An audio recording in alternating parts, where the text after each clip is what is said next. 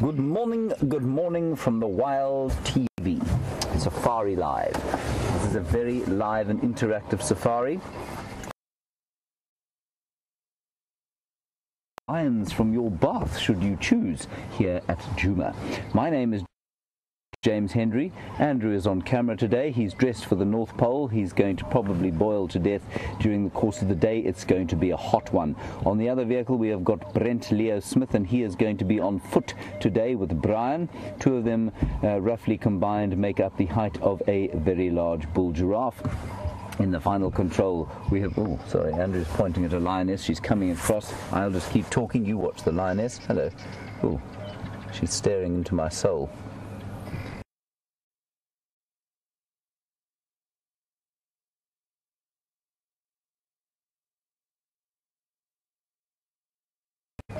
In the final control we have Tara and Louise, and Eugene knocking about trying to fix the bits and pieces that make up the technological wonder that is the live safari. We are live and interactive. Please interact with us, talk to us, comment, tell us what you think, ask us some questions, hashtag Safari Live on the tweet.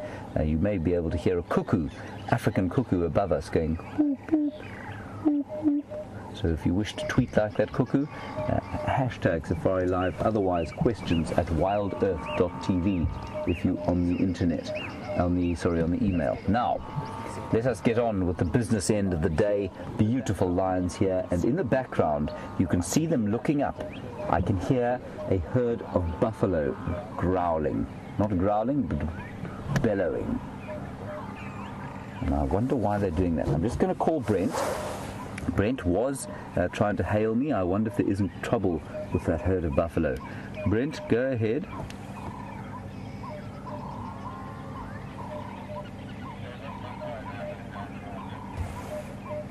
Okay, copy, thanks very much.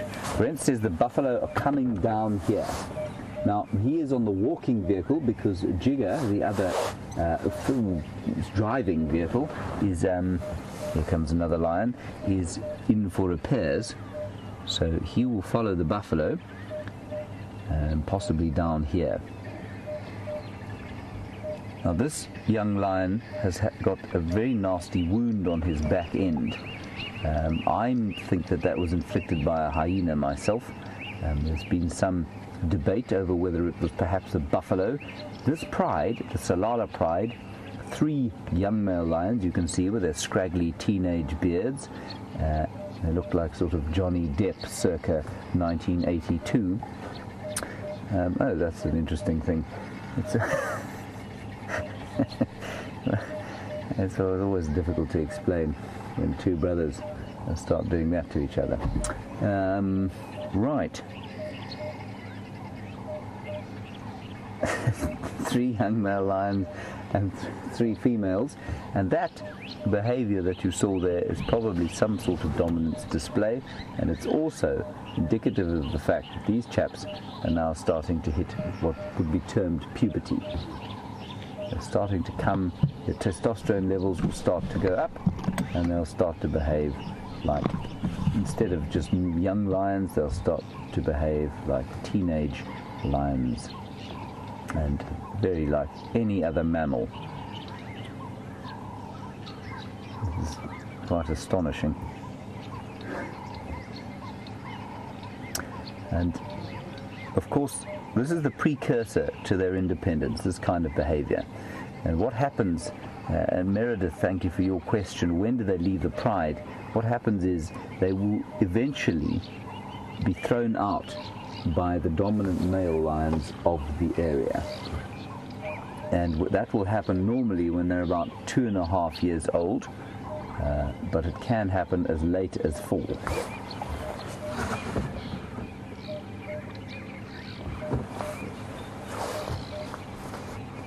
Now this is quite exciting, so just to keep you posted, the buffalo are apparently heading towards us here. They're probably about 400 meters away on quarantine clearings, which is a clearing just off to where Andrew is facing the camera now. And the lions, if nothing happens, if those buffalo don't come towards them now, I think it's going to be a hot day, and I don't think that they're going to move a great deal from where they are right now. Andrew, should we just go around a little bit, and we'll just get a view? If those buffalo do come into the frame, we'll get them.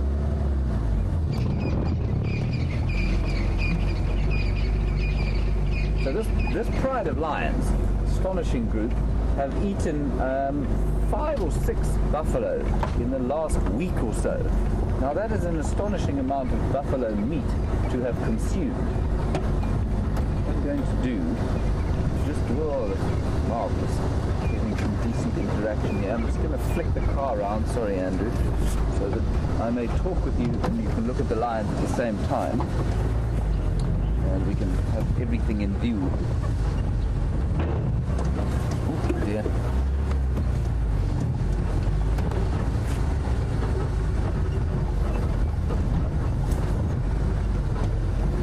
And does that work for you? Alright. Let's see what happens here.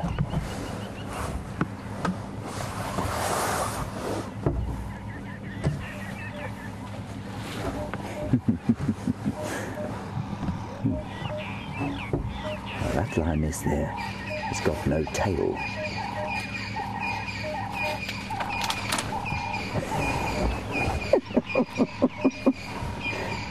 This is not particularly usual lion behavior, I have to say. Lions are very adept tree climbers, but that is not particularly, that's not a sturdy lion tree, that.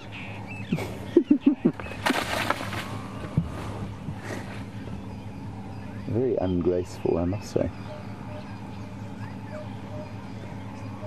And you can probably hear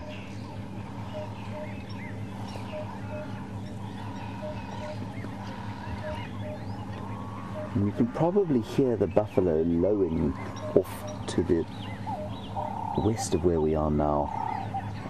And that lioness and all the rest of the pride is now looking up towards the clearing where the buffalo's coming from.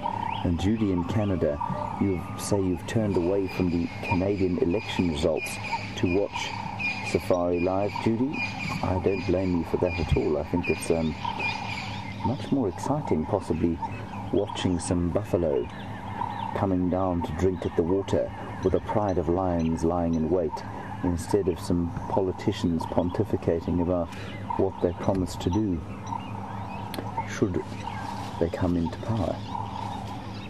There, I can see a buffalo. Andrew, can you see the first buffalo there coming through? There they come. Just in the distance there. And Chris Rogue, as you say, another buffalo hunt would be very cool. Absolutely, especially in the light. Look at this. Okay, now the lions are what? Now they're up and watching. Well, one of them is licking his bottom, but the rest of them are up and watching. And there is one actually so close to me now. The tailless lioness is lying looking, but she is probably about 1.5 meters away. There, that's her there. You can see her 1.5 meters away from the car.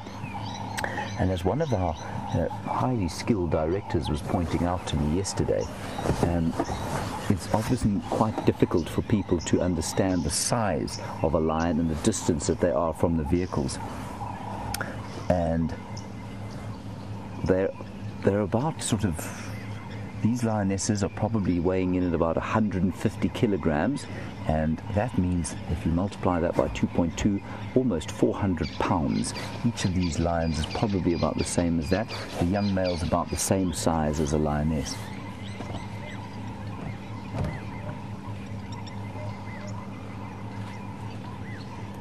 I don't know what these lionesses are thinking. They are so close right now.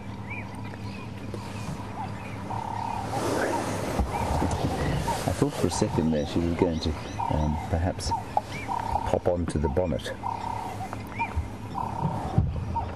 Here come the buffalo. I'm very interested as to why the lionesses should be disappearing off into the bush here. I can only think that these buffalo have not spotted the lions yet. Here comes another young male. I wonder if they aren't trying to get into the cover, perhaps.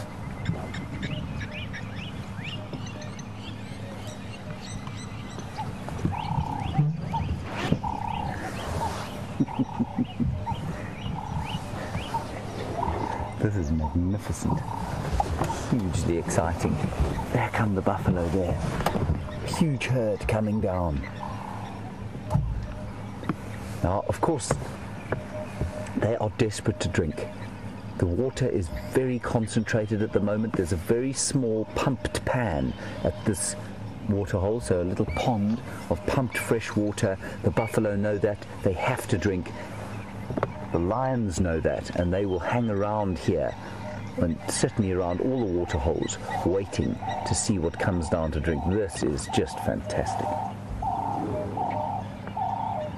And I'm not going to ask Andrew to show you this, but there is a young male behind me, sort of sharpening his claws on a tree.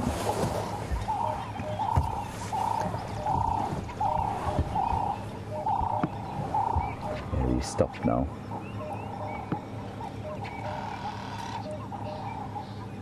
And above the scene of sort of tension that's playing out on the ground, the birds are calling in the trees above, oblivious to what could be quite a dramatic event.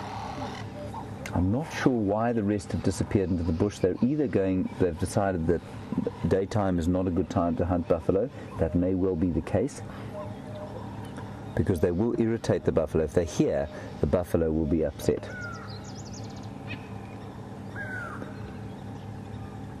That is a huge herd of buffalo. So one lioness, one male left. And Anna-Marie, you want to know how close the buffalo are? They're about at the first stage, that waterhole. The first one has just reached the waterhole there. They're probably about, I'd say about 150 meters from where we are. So 400 feet or so.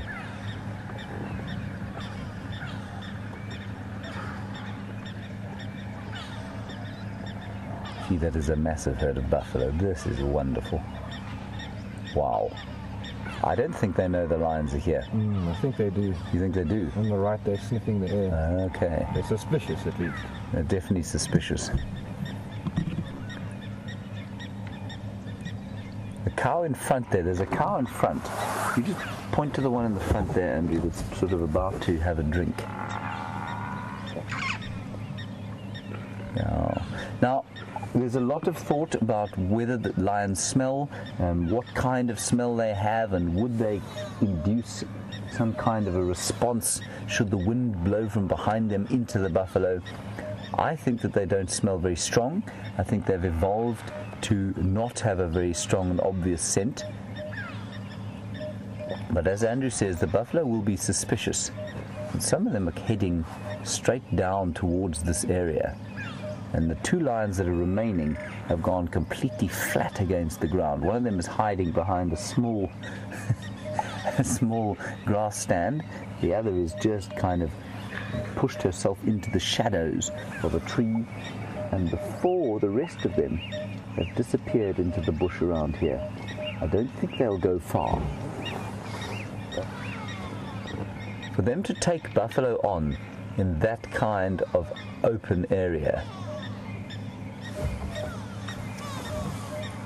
would be very unusual.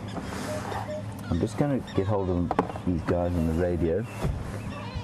Yeah, affirmative, Craig. You can take standby one.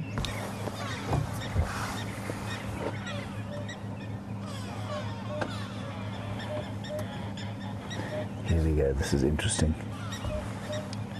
You can take standby one. Now you've got them in both. Look at that. Got them both in picture there, the two lions and the herd of buffalo. Now I think they're aware. Look at them watching. They're either looking at us, they could be looking straight at us, or they could be looking at the lions. They won't tolerate the lions in this kind of light. It all favors the buffalo in this kind of light. They can see what's going on. They're coming to investigate. Yeah, they definitely know. Isn't this wonderful?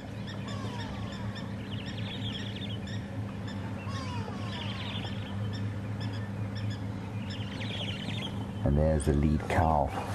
She will be what they call a pathfinder, one of the cows at the front of the herd. That kind of, they move very much in a democracy, do buffalo. But those pathfinders at the front of the herd will make sure that they understand where all the danger is. So they've seen these lions, I'm sure, and they'll want to come and make sure what their intentions are.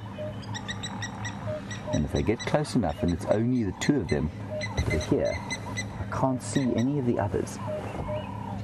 They get close enough, the buffalo will chase the lions away. Look at this. Isn't it just wonderful?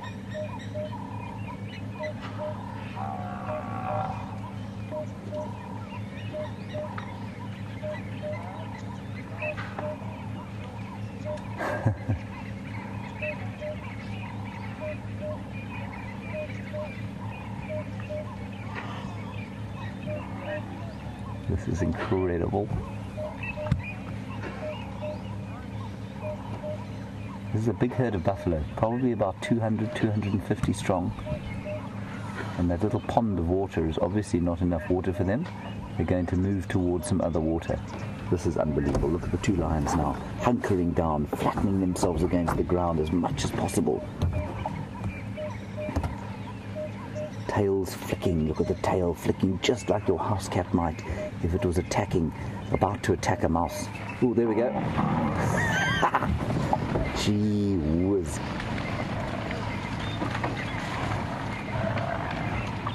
Now they'll turn. Now the buffalo are going to turn and regroup.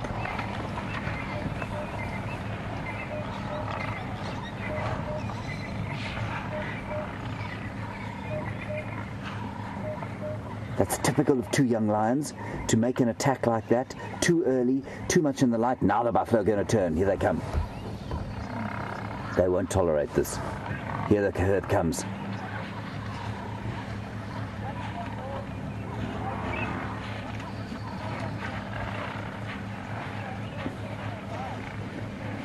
Look at the two lions, ears back.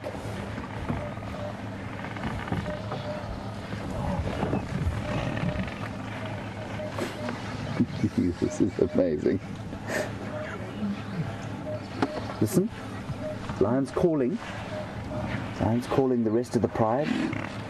Just get out of the way here.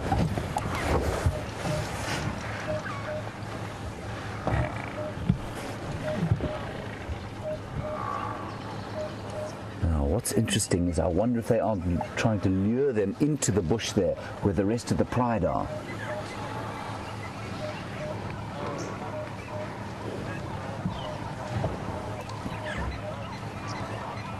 And then, Ashley, you've made a very good point that maybe the other four have gone around to try and scare them towards the other two. I think it's because of the perspective from your screen. They haven't. They've gone off that direction there. The buffalo have come from here.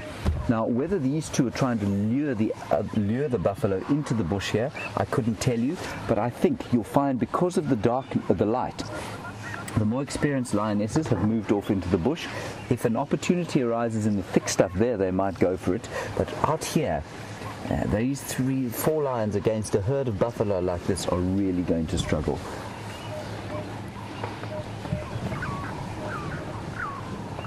What an astonishing thing to have seen so early in the morning in this perfect golden light. I tell you, it gives you a charge like nothing else.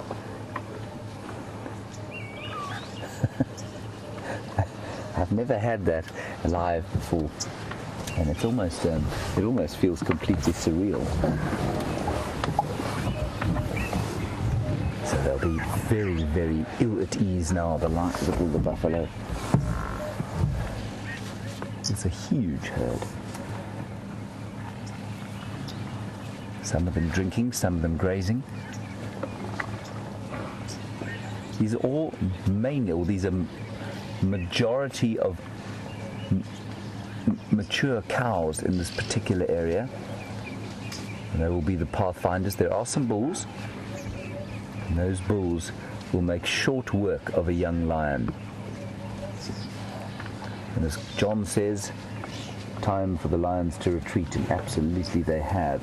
And if we look through to the other side there, just over there, you can see where those pathfinding cows are standing staring into the bush where those two lions went. And interestingly, they're not going to push through an attack into the thick bush. They can't see where the rest of the pride is. They can't see where those two lions that they've seen have gone, and so they'll stop at the fringes like that.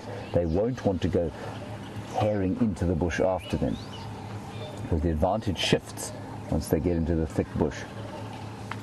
And I can hear some squirrels alarm calling to the left of your screen. And as Barb is correctly surmising, they are fairly safe in a herd like this, especially in the middle of the day. Well, I mean, middle of the day is a bit strong, but certainly in the light. In the darkness, it's different. The lions can get around them without them seeing, without them knowing what's going on. But in this kind of light, what will happen is that the buffalo can see precisely where the lions are, and that's why they won't go into the bush after them, where the advantage might turn again towards the lions. Look at them all.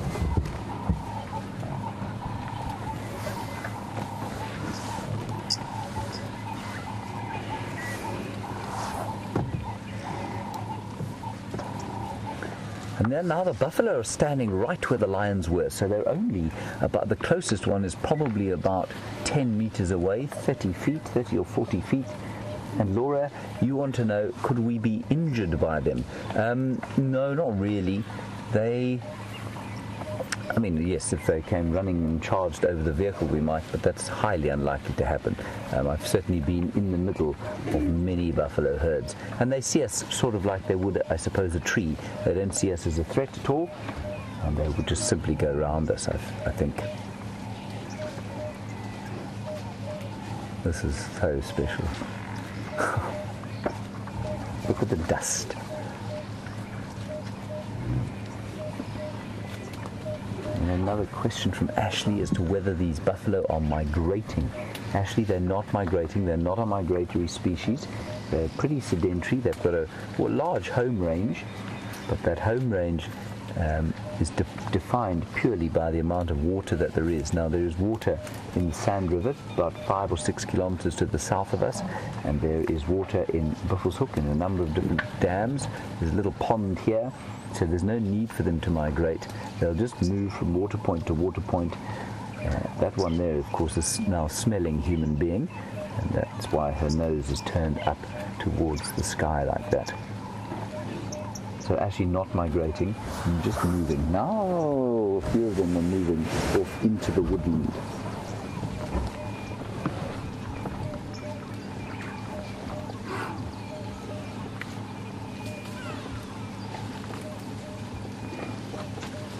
Another one from North Carolina. Hello, Boyd. Thank you for your question.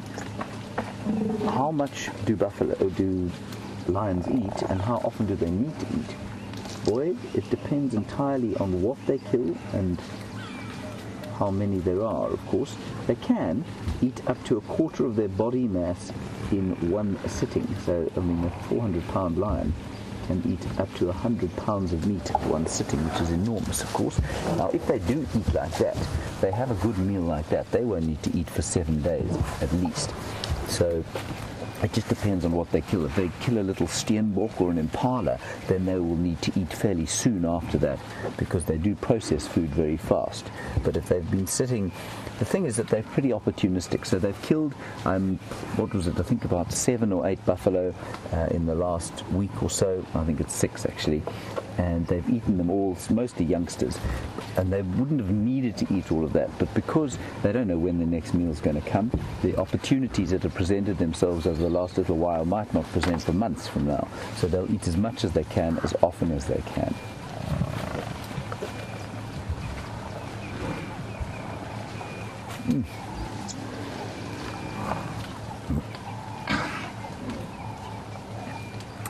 What is that? Eating a big oxpecker eating a tick. Look at that. That is a massive tick. It's amazing, you know, little pieces of ecology going on all around the immense drama of a lion attack. There's an oxpecker who has made a successful kill in the morning. He's squeezing the blood out of a tick, and you can see, quite interestingly, not eating the tick. Now, oxpeckers eat ticks because of the blood that they suck.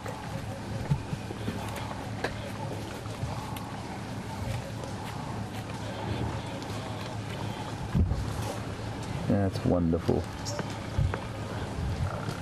And then E.B. Payne, you want to know, would it not have been more successful for the lions to attack from behind? Yes, it would have. But remember, they weren't actually hunting. They were just lying down here. And the buffalo came down towards them. And so it's a difficult one for them to have done. They basically just took their opportunity, and you saw the older, more mature ones backed off even before the buffalo got here, even before the buffalo became aware of them.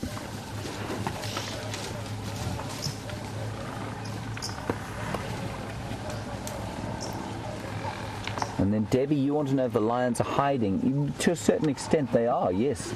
They're getting out of the way. So I think what we're going to do now, we're going to go fringing around the side of the herd here and see if we can't pick up on where the lions might have gone. I suspect that they've probably gone quite deep into the block to the east of where we are now. I don't think they want anything to do with an angry herd of buffalo during the day. At night, like I say, a totally different prospect. But during the day, these buffalo will be okay. And I can hear squirrels' alarm calling off to the side there. Can you hear them, Andrew? So perhaps the lions have gone a little bit to the north.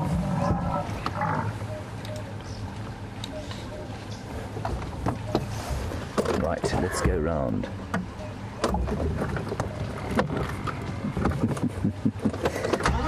Cheryl, thank you. You think I'm surrounded? I wasn't quite surrounded. We did have a backward escape route. And Carol, you want to know, I don't think I should move. Well, yes, now to get a better view, but I think we were in the most perfect position there, weren't we, to watch the lions? You had the lion's eye view, see them make that little foray. It was a slightly pathetic attempt, to be honest. And I think they pretty much knew how it was going to end. But that's so often how these attacks occur, where the animals will run, turn, and then face each other again. And if you watch lions having a fight, that's often what happens. One group will charge in, the others will run, turn around, then the attackers will run away, and it's how they gauge their strength. But the buffalo, those pathfinders, once they got into the rest of the herd, they kind of consoled each other, G'd each other up, turned around, and that was that for the lions. A wonderful, perfect way to start the day. Hey Andrew, it's tough working here, isn't it? Yeah, it's tough life out here in the bush.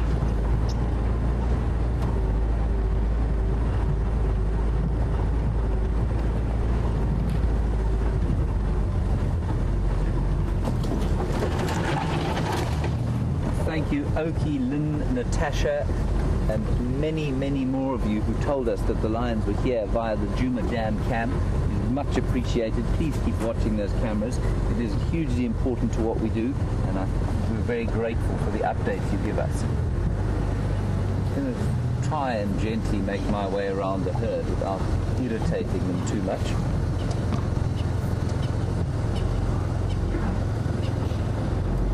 Marvelous. I wonder where those lions have gone.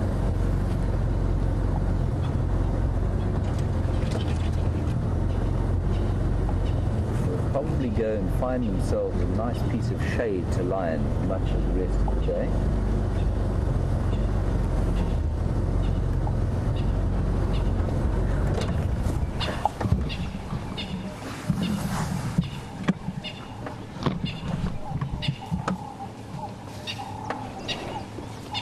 Going to be stinking hot today. I can really feel the heat building on the side of my face.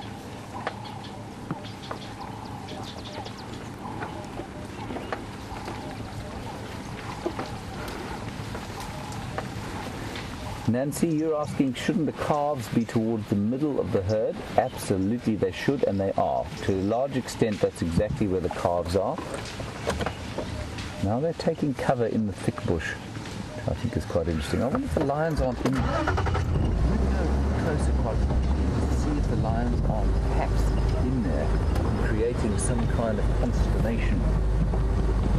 Just keep watching the Djuma Cam, then the lions might pop out again. So they're a little bit spooked, the buffalo, now because of the lions this morning. gently through here. Have a look. So they've gone through the drainage line on both sides of this road.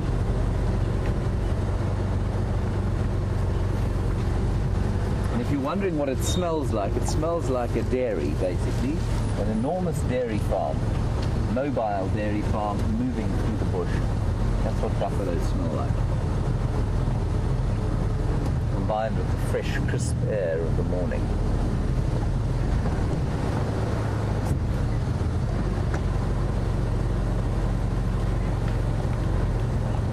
Nice question. Nice assertion from, sorry, I didn't get the name, of, just to reiterate and recap, this is the Tsalala pride that was hunting these buffalo. Tsalala pride, 3 young males and 3 females, and they were harassing this herd of buffalo last night as well with Brent. And they don't seem to be, I just don't want to get them caught in pincer movement. There's another vehicle up ahead, so I don't want them to feel trapped. We'll just let them go across the road there. It is the same herd of buffalo and the same pride of lions that was harassing them last night with Brent. And they obviously didn't catch one last night.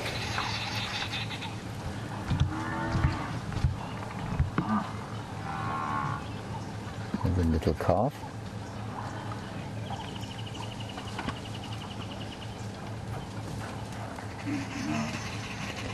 Right, so while we are repositioning, Jennifer in St. Louis, you want a replay, and it's quite an interesting request, of the attack this morning. Beautiful shot. We'll go across, we can actually do that, believe it or not. We'll show it to you now, and I'll carry on and see if we can't replace and find some lions the other way. See you now.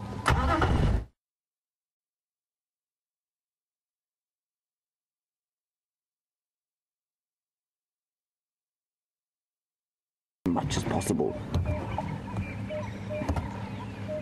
Tails flicking, look at the tail flicking just like your house cat might if it was about to attack a mouse. Oh, there we go.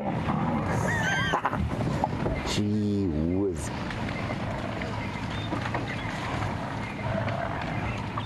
Now they'll turn. Now the buffalo are going to turn and regroup.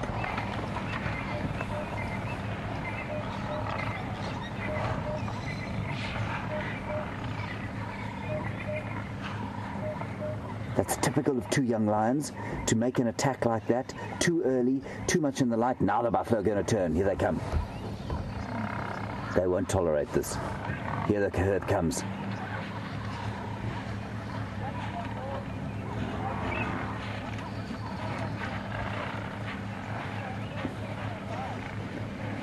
Look at the 2 lions, ears back.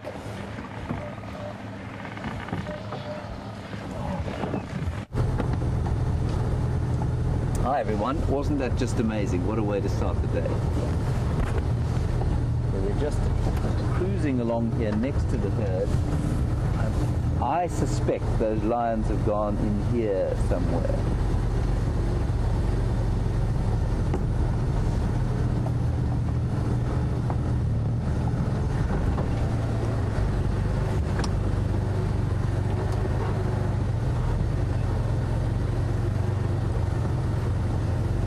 Aaron, you want to know for how long the buffalo will stay spooked, and I think you'll find they'll calm down pretty much immediately.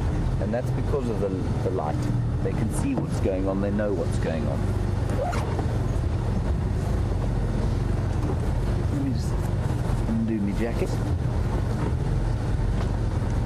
So you'll have to excuse me every so often. I need to go onto the radio just to bring some of the other rangers into this area. So they can watch the thorns, everyone. Don't put your hands up. Just going to quickly talk to Craig. Craig, best approach to the herd is on Mvubu Road. They're now looking in an easterly direction off Mvubu. I suspect the lions have gone down towards the drainage, sort of between Untitled Chapter and Mvubu Road.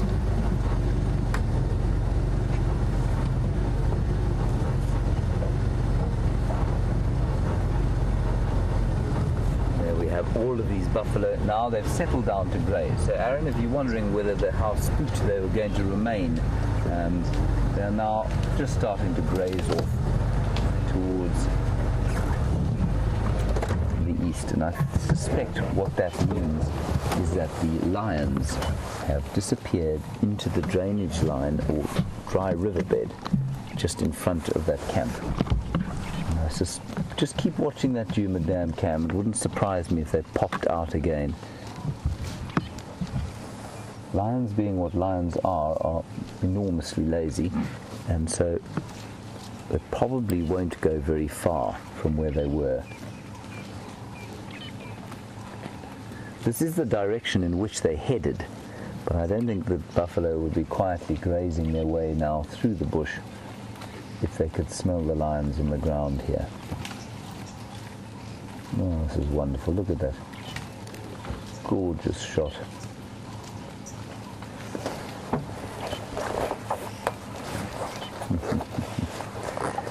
I think Edward is absolutely correct when he says that somewhere right now those lionesses are being, or the young lions are being chewed out by the adults for their pathetic attempt. Ooh, hello. Don't worry.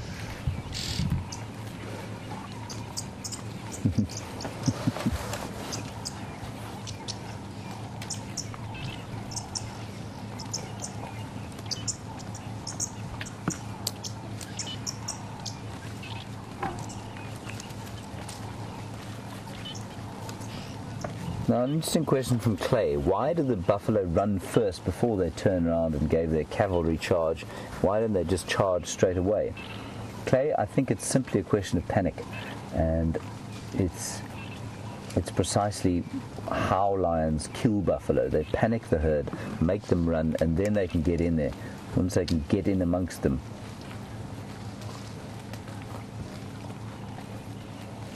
then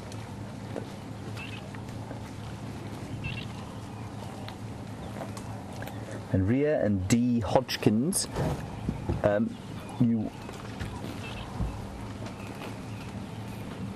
excuse me 1 second, I'm just listening to the radio.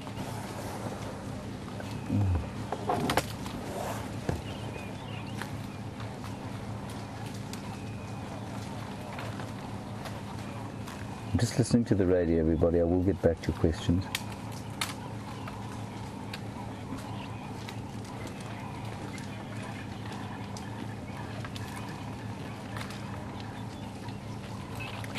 Right, so you want to know how many buffalo? We think probably about 250 buffalo, possibly even more. I think it's quite a big herd, this. Now, where those lions are, we don't know. Let's follow the buffalo for a little bit longer, and then we might come back down into the drainage line areas and see if we can't pick up on where those lions are. Lions are tremendously exciting when they are actually doing something other than sleeping. They do need to sleep a huge amount. It's not just because they're lazy. I'm being a little bit facetious about it. And so often a better idea, once this heat starts to build, as it is already, to stick with something like the buffalo. They're more likely to provide us with a bit of action. I'm just going to take my jersey off.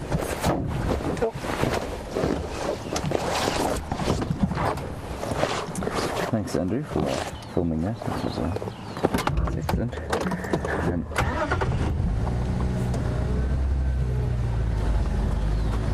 just going to give a quick update on the text on it. You just keep me posted on their movements there. If they cross north, perhaps if they come east or west.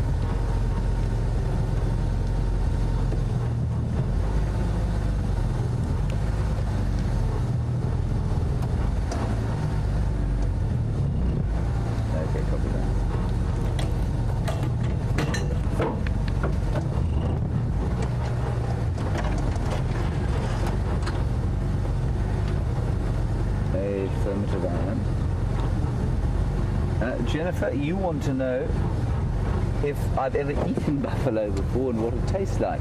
I have had a buffalo steak before. It's not entirely unlike chewing on, if you can imagine an old saddle that has been left out in the rain for 3 or 4 years, then hung over a fire and smoked for a while. It's a bit like what buffalo tastes like. I'm being slightly facetious. It's tough. I think that if it's cooked by a true expert, it's probably pretty good. They certainly do make quite a lot of meat, but it does tend to be tough. And what we are not used to, I think that we eat a lot more meat than our human ancestors used to eat, and we tend to think of meat as the kind of meat that we get from the shops. Steaks with huge pieces of fat around them, and lamb chops with fat on them, and that sort of thing. Animals out here don't lay down fat. They're living in a kind of nutritional, not deficit, but they're on a nutritional edge all the time. And so only in really amazingly good times will they actually lay down fat. And so you don't get those kind of fatty cuts of meat or cattle or buffalo or animals that aren't raised in either feedlots, which is a bit of a sad way to raise an animal, or even grain-fed in natural areas. So what you find therefore is that the meat tends to be quite a lot tougher than it might be otherwise.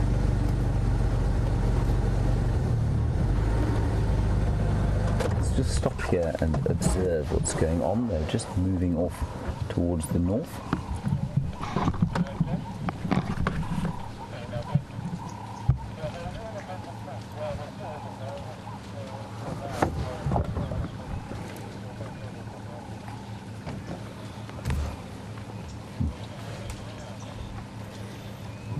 Eileen in Boston, you want to know what it feels like to be in amongst these buffalo. It feels like two things, Eileen. It feels, first of all, like an enormous privilege, and second of all, you actually feel like a buffalo. If you can get right in amongst them, you really do feel like you're a buffalo moving with the herd, and it's a wonderful, wonderful feeling. And then Sandra, you want to know why they've all got different coloured or different shaped horns. Sandra, it's because they're all genetically very different. It's exactly the same as you and I probably don't look anything alike. It's exactly the same thing with the buffalo. They don't look alike because they're just different individuals, and there would be no real point. I mean, it would be far more astonishing if they did have the same horns, all of them. And that's between the sexes. So then at least that's within the sexes. Obviously the males and females have very different shaped horns, and there is a good reason for that. The males have got a very heavy helmet on top called a boss, and that's for fighting. It helps them to fight. And the females don't have that boss. They've just got the horns coming out of the side of the head. If it gets too thick, I'm not going to continue following them, because if we make a big noise behind them, they're just going to stampede and run away, and that's not great.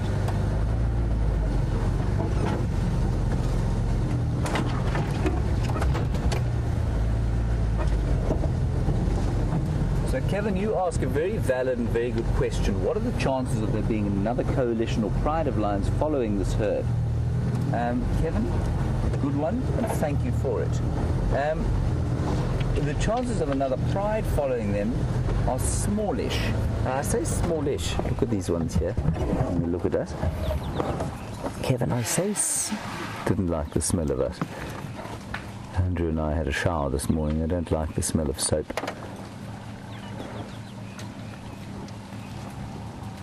Kevin, we're in the middle of the Nkuhuma Pride's territory, and so it's difficult to say. The Nkuhuma Pride could be around here. We're in the middle of their territory, and the Tsalala Pride is right in the middle of a territory that is simply not theirs, and that they have never marked before.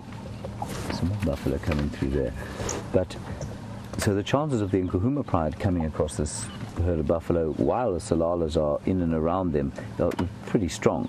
Also, the Birmingham males are not far south of here, and Brent heard them calling earlier this morning just to the south of the boundary. So it's not impossible that they could come up towards this herd if they were feeling peckish and try and pick one off. So a pretty good chance of other lions being around the area. Good question, Kevin. Terry in Santa Ana, you want to know how long it will take a lion in lean times before it starts to show nutritional distress. Terry, don't know exactly, but I would say probably about 2 weeks. You know, if a lion doesn't eat for 2 weeks, they're going to start to really weaken. They'll start to digest their own muscle, and that will be a problem for them, obviously. So I'd say about 2 weeks before. So it's quite a long time that they can go without eating anything. Now remember, a lean time for a lion is completely different from a lean time for a buffalo like this. When there's no water and there's no grazing, the buffalo are in trouble. But for the lions, that's Christmas, because all of their prey animals are weakened. They're easy to catch. There are lots of them. They're dying all over the place. And so for a lion, it's really a good time. So lions love these kind of drought times, and we can see it. I mean, they've killed lots and lots of buffalo over the last 10 days or so. And that's because things are a bit lean for the buffalo. The water is very concentrated. Their movements are entirely predictable. And that's why lots of them are being knocked off.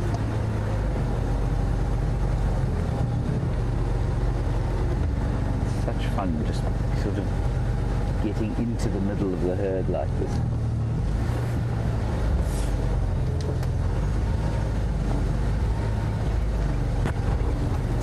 Rhea and Patty, you want to know if they've missed their chance to drink, these buffalo. Watch your head here, Andrew. And will they return to that pan? Rhea, I think that they probably got to that pan thinking that there may have been water in the big dam. I think they gave up on that, and I think they're heading north now into Buffels Hook, which is the reserve to the north of us, and I think they'll find a much larger body of water to drink. I don't think that they left that pan because of those lions, no, and I don't think they'll go back to it. You can see the bushes closing around us now, and this is pretty normal. This is Combretum woodland, and that's the majority of the kind of vegetation that we find here. And we'll try and just gently follow them through here to the boundary. We may give up before then and then go and see if we can't spot those lions, which will no doubt be sleeping under a bushel.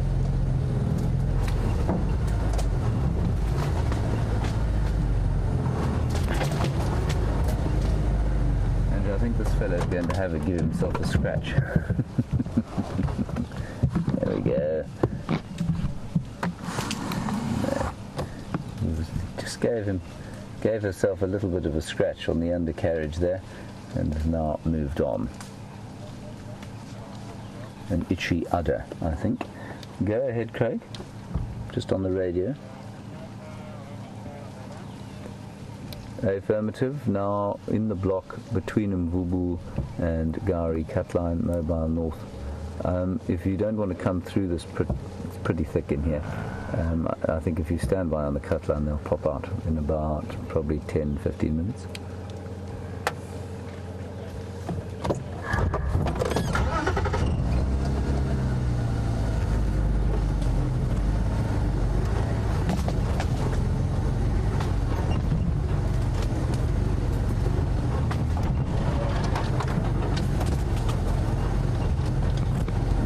Affirmative, I think so, Craig. I didn't follow him, so I'm not sure, but I suspect that. Craig just wants to know where I think the lions have gone, so he's going to go and have a look around where, in between the lodge and the road.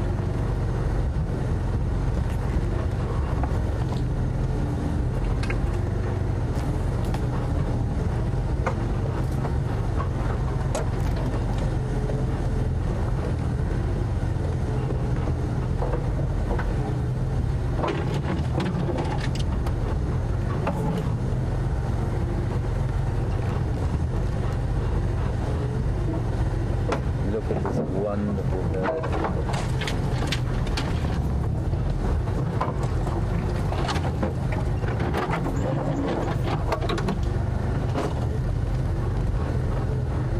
And they're getting more and more used to us as we drive slowly through here.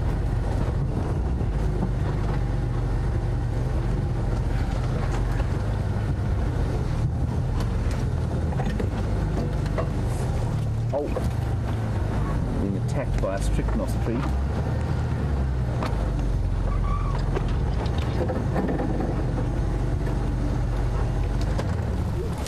So we'll just stop here. The buffalo don't like too much noise from us. We need to be a little bit sensitive to them. I think we tend to be probably fairly insensitive to buffalo normally. You know, elephants, it's obvious when they're in distress, and buffalo, I'm not sure that we treat them with the respect that they're due always. I really enjoy them. Must say, I find them fascinating, and it would be really great one day. I'm sure in the not too distant future we'll be able to look at a herd of buffalo like this from the air. Maybe Drone Commander Andrew will fly his drone over the herd of buffalo, and that will give us real insight into their interactions. That's one of the major things of watching animals from the air, is that you can see how the social interactions go, which you can't from this angle.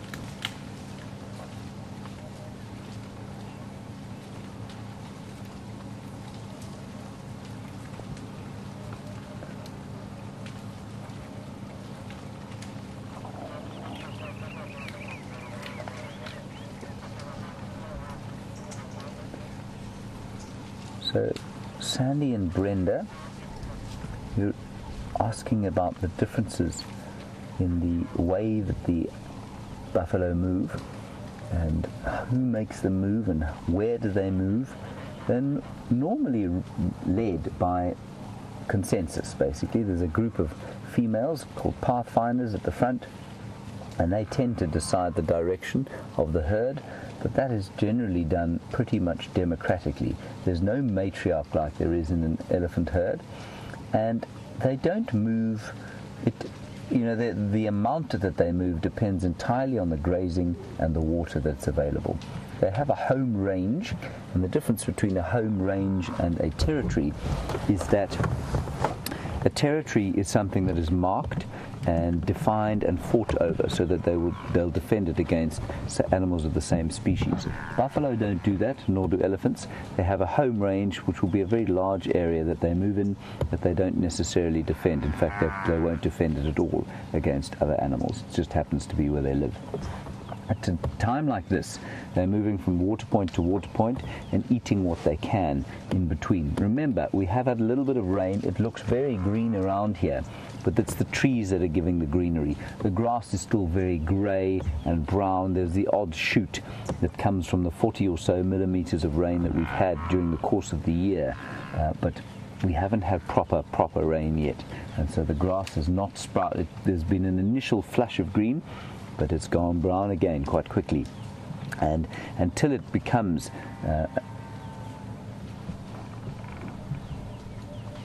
sorry.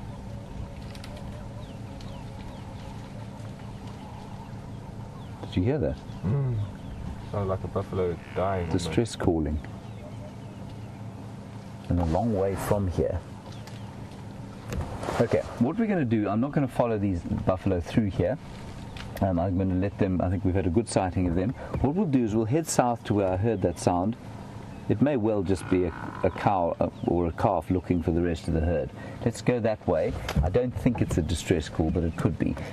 So just quickly to finish that discussion, they'll move purely according to the water and according to the grazing. This time of year, when the grazing's a bit rough, they need to kind of move as much as they can, but within the bounds of where the water is. Right, let's head straight to the south of us here.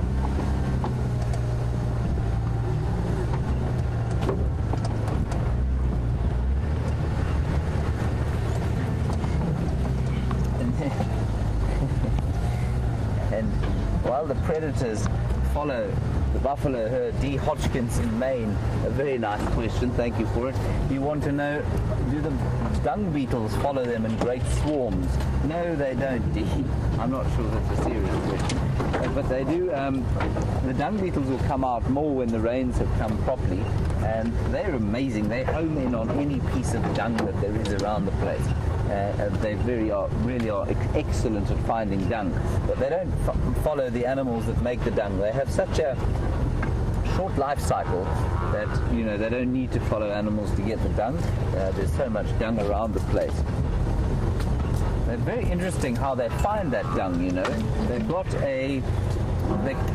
sort of parasitoids, these mites that live on them. And they find the dung by these mites are kind of navigators, and they discovered this through an experiment that was done in Australia. Obviously, you've all seen those stereotypical shots of Australians with corks around their hats. And the reason they have those... Whoa! Sorry about that, Andrew. I nearly took us out there. And we picked up a passenger. You're right. Yep, all good. Watch your heads, everyone. There's the little buffalo there. Look, tiny little calf. Little calf. Very sick. Not well. Look at that. Oh, shame. It's not nice to see.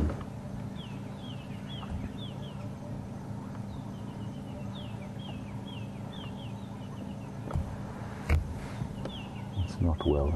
You can see it's very skinny.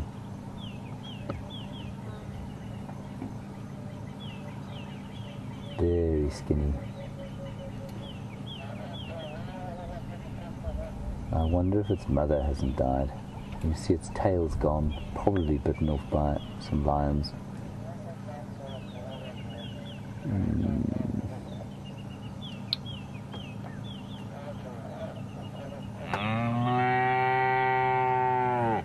There you see.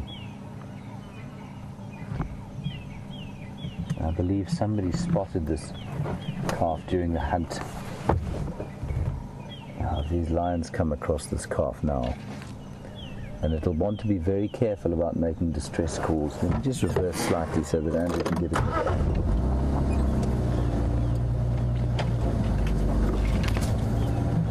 Is that all right? Let me go forward and turn around. I'm being lazy. So that's the calf that was making that distress call, and it'll want to be very, very careful of doing that. With the lions around here, because if the lions hear it making that distress call, or even hyenas, they'll rush in here. Just keeping a careful eye out.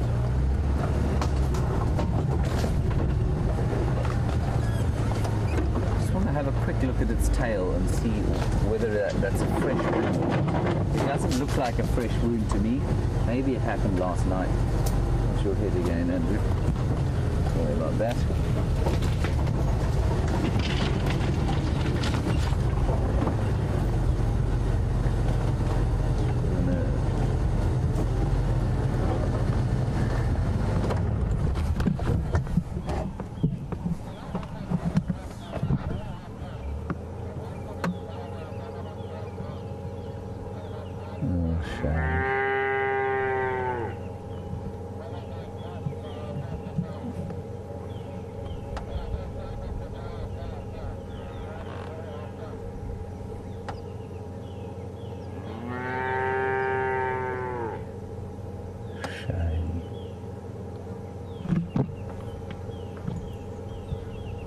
Oh, this is heart-rending.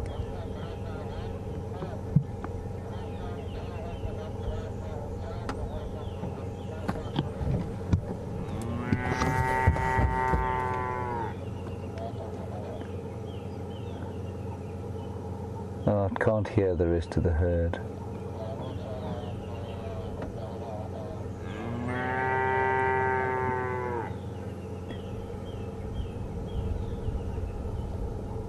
This is not easy to see, I must say. And it's one of the great sort of, not sadnesses I suppose, but one of the difficulties of life out here is that herds of animals, except for elephants maybe and wild dogs, they can't afford to stop and look after stragglers like this, because it does have a huge effect on the rest of the herd. And so this little chap, I'm afraid, is probably going to be consigned to death on his own.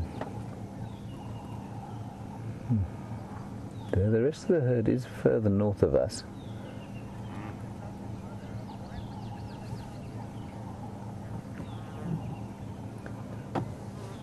Ashley, you want to know why, if it's lost its mother, another cow wouldn't take it in? I don't know. It's just not a big thing with buffalo. They don't seem to cross-suckle. Some animals do. Certainly in an elephant herd, if a cow dies, if there's another lactating female in the herd, she will adopt it. But it doesn't happen with buffalo.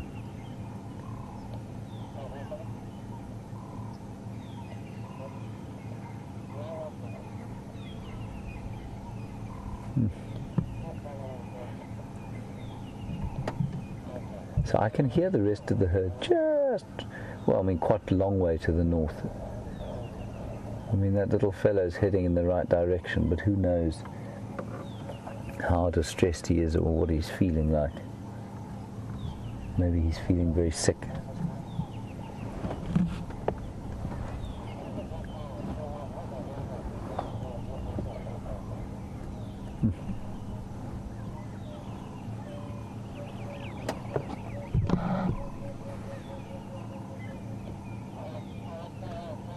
It's interesting, all around here life continues, of course. The birds are singing, the flowers continue to leap out of the ground. Yeah, but for this little buffalo, I'm afraid things have come to an end. I think we're going to leave him. I'm feeling a little bit sad. One does really wish one could do something about these slightly distressing situations, but we try to interfere as little as possible.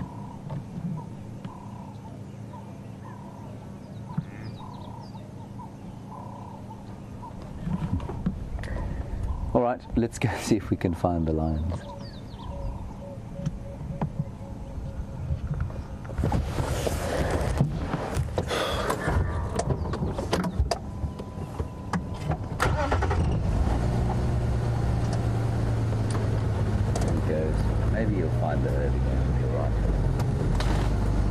St. Louis, you want to know how old he is. A year old? No, he's much less than a year old.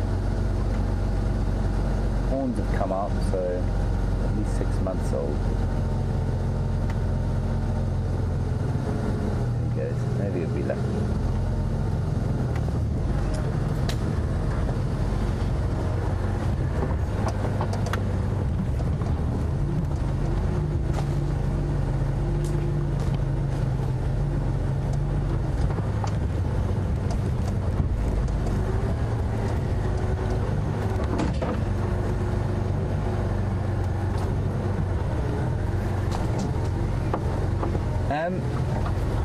And some of you are saying, couldn't I lead or herd the calf back towards the herd?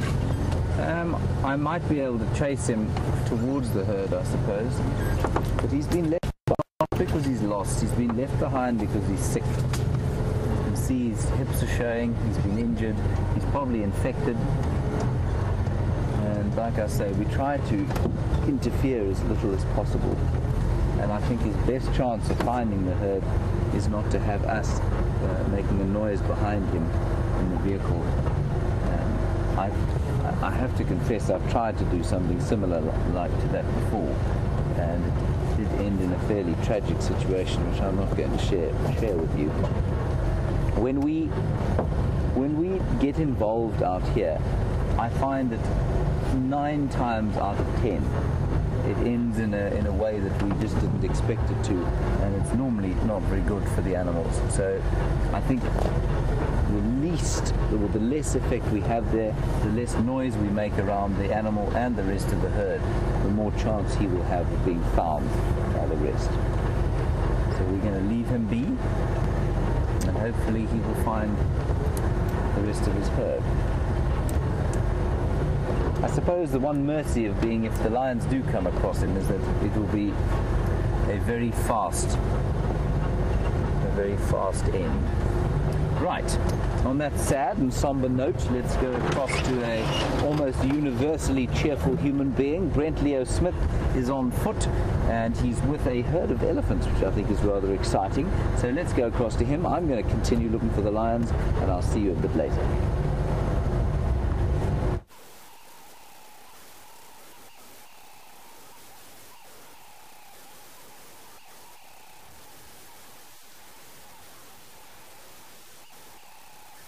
Isn't this absolutely incredible? Bryan and I are on foot in the African bush, live to you wherever you might be in the world. And we're sitting watching this huge breeding herd of elephants from a really nice safe distance move away. We're going to move a little bit forward in a second because they are heading towards our southern boundary. And there's a water hole across the boundary. I think that's where they're all off to.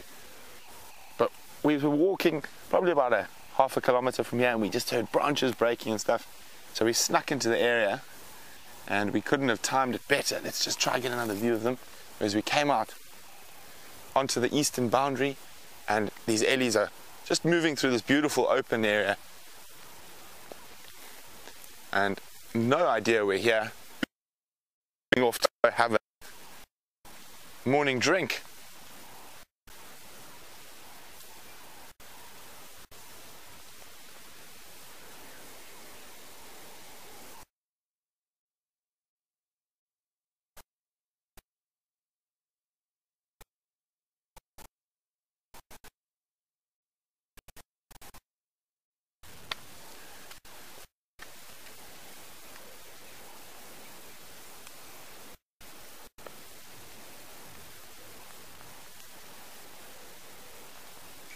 So the ellies are just disappearing, and what a fantastic way to start the morning's walking safari. Yeah, them trumpeting at each other in the distance. Some havoc being caused by the young bulls. So what Bryan and I originally did is we came up to the eastern boundary. We heard rumors that Mvula, a big male leopard, was just to the east of us, and we were hoping to find his tracks crossing into Djuma. Unfortunately, no tracks yet.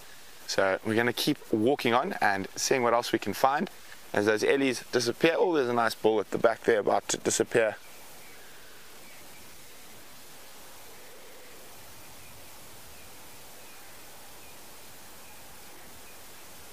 I do love elephants.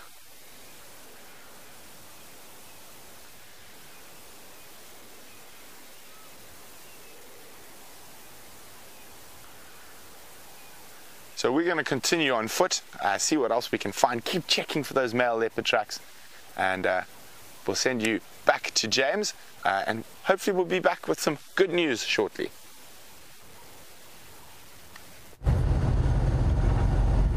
Hello everyone, nice to see Brent, I'm sure, and the elephants, possibly even more than seeing Brent. We are going down towards the waterhole here at Gallagher. Now, let me just give you a lay of the land. To the left-hand side of your screen, or where I'm pointing, is the Djuma Dam, where the camera is.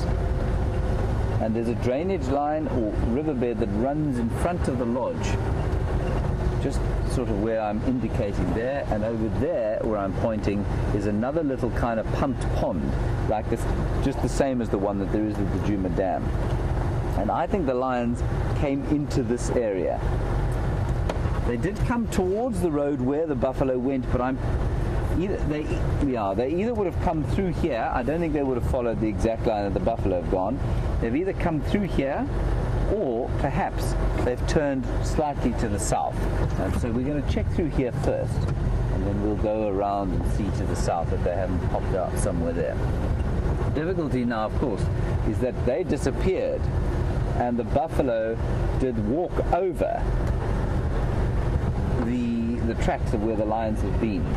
And Gloria, you want to know, it's a good question. We just, you know, before I left you, we had that rather distressing sight of that sick and dying buffalo. And you said, do I think it had bovine TB? Gloria, I think it's a very strong possibility. Now, for those of you who don't know, sorry, I thought I saw a lion, but this is the lion. For those of you who don't know, bovine TB is a tuberculosis, which is very similar to the human version of the disease. We can't get it from them. And it doesn't tend to affect buffalo hugely, except when they're in nutritional distress. So much like TB in human beings, we apparently all carry the disease, or most of us carry the disease, but it never expresses, because if you've got enough food to eat and you take your vitamins, it doesn't generally express. But as soon as you have a compromised immune system, which could come from a deficient nutrition, then you can easily start to express the symptoms. And a young buffalo, perhaps its mother has died, and it has been trying to sort of live off this, trying to eat grass and not getting enough milk to drink. It's well possible that then the TB will start to express.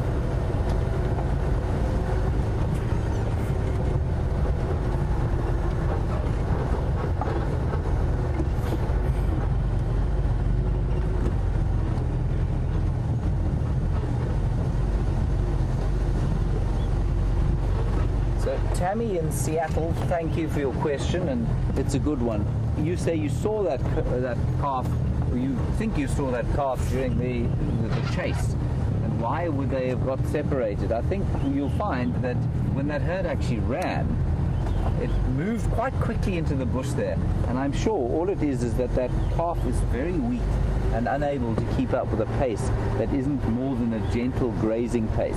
You probably find that the calf was on its own for small periods last night as the herd moved away, and it was just lucky not to be found by the lions. It may have even been found by the lions and had its tail ripped off, but I think that injury doesn't look new to me. It looks like quite an old one.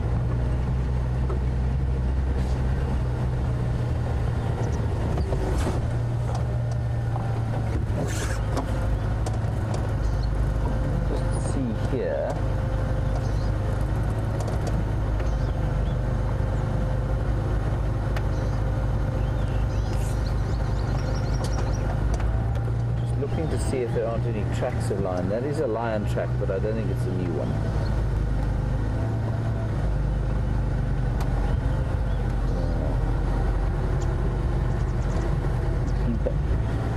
Here is Craig, who's also looking for the lions, and there's some giraffe there. We're going to look at the giraffe.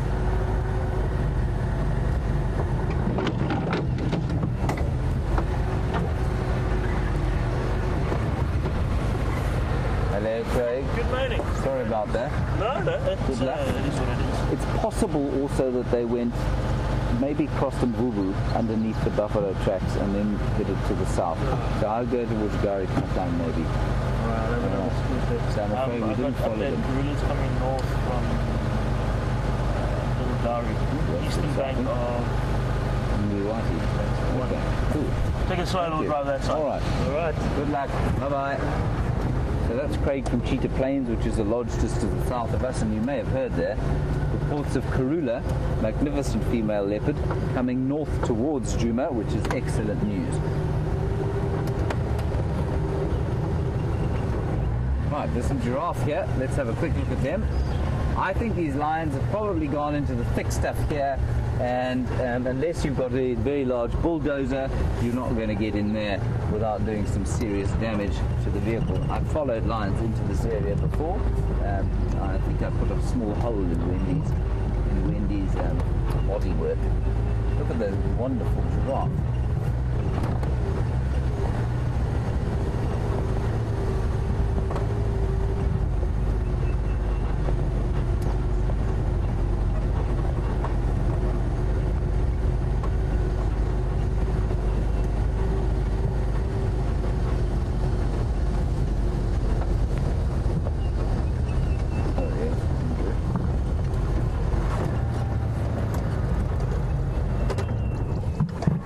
Lisa, an interesting question.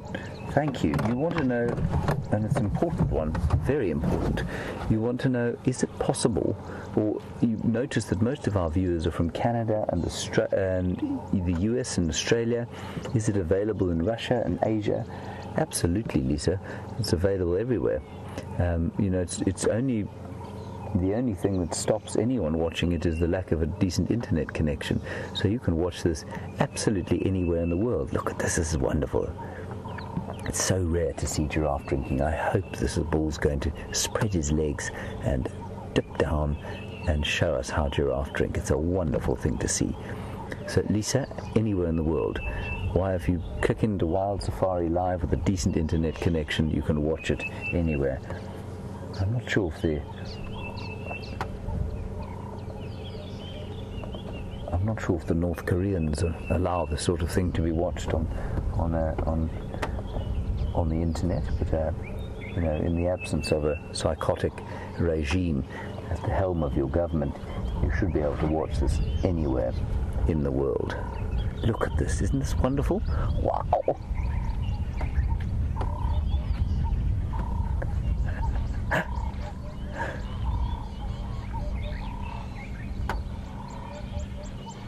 Yeah, that's wonderful.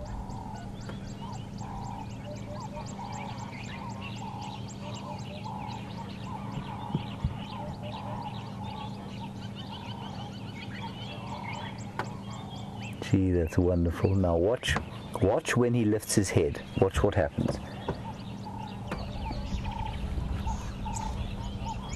He just did precisely what I thought he wouldn't do. Normally what they do is they flick their heads back because of the pressure build-up of blood in the brain. But he probably might be just looking to see. He maybe was alarmed by something.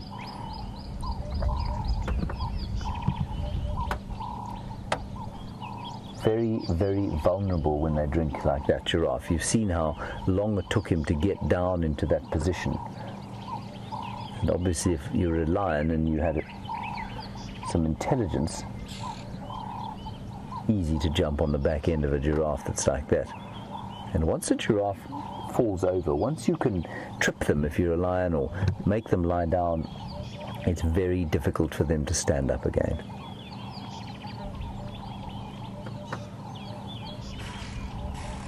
There's some alarm calling going on there. Can you hear that, Andrew? Yeah. And the other two giraffe are now looking in that direction. That's where the lions are.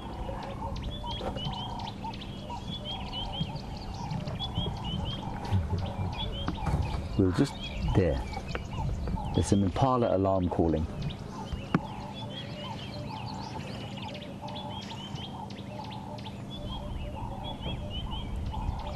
In the middle of that kind of thick stuff there.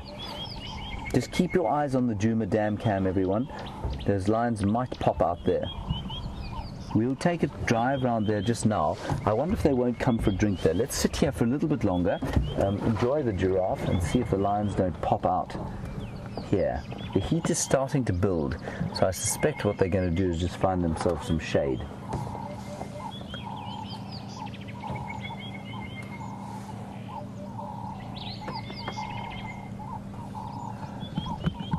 Very slow and ponderous affair is this giraffe drinking. Oh, looked up.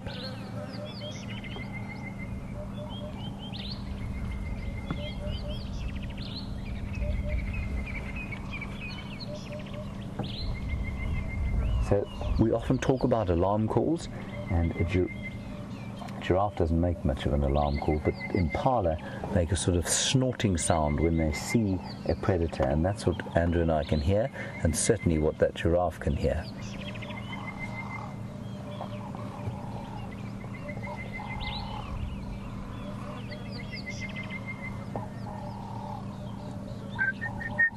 And you can see he's thirsty, but he'll be reticent about getting himself into that very vulnerable position.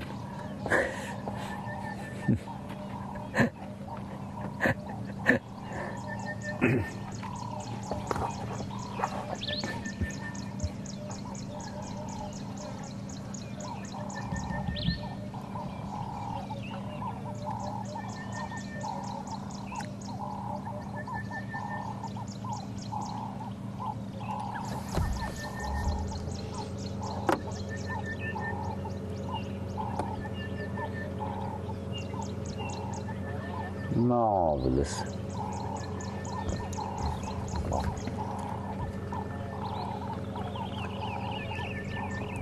Jennifer, you are obviously a regular watcher, which is marvelous. Thank you for being a regular watcher, for giving us of your time and intellectual capacity, for sending us a question. Do you think, you want to know if I think these are the same giraffe we had yesterday?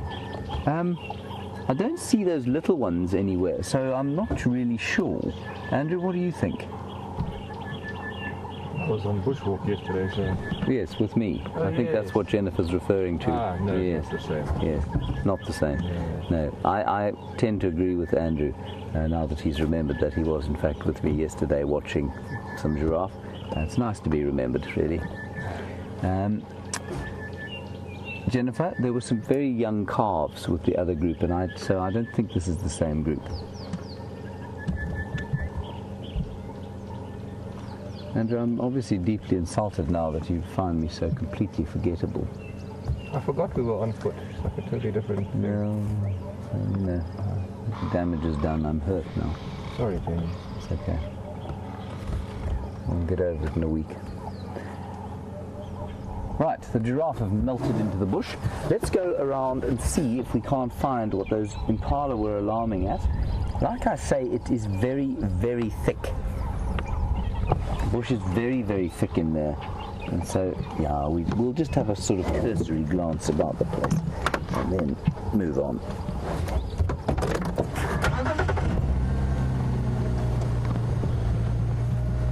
It's going to be hot today.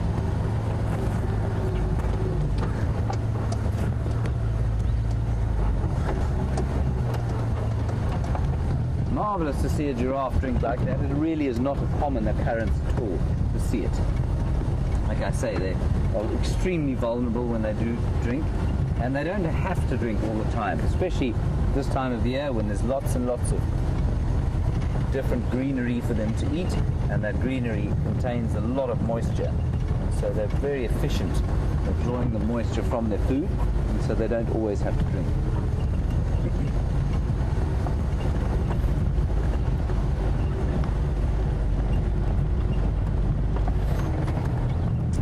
And of course, being vulnerable at the waterhole, especially so close to lions, begs the question as to how often, firstly, lions kill giraffe, and secondly, as Virginia has pointed out, how giraffe are able to defend themselves against lions. And they do it with kicking and stamping. And it's amazing to see. You'll definitely find some footage on the interweb if you look for it. They stamp and they kick. So they kick out like horses with their back feet, and with their front feet they stamp. And it's amazing to watch. They're very effective defense against lions, and there are many lions around the place who have been ended, had their lives cut short by taking on giraffe.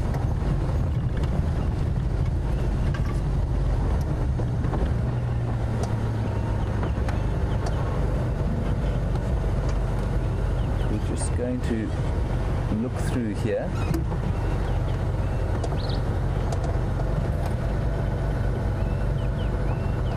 So I've got 7 radios going in my ear at the moment. A question from Rena.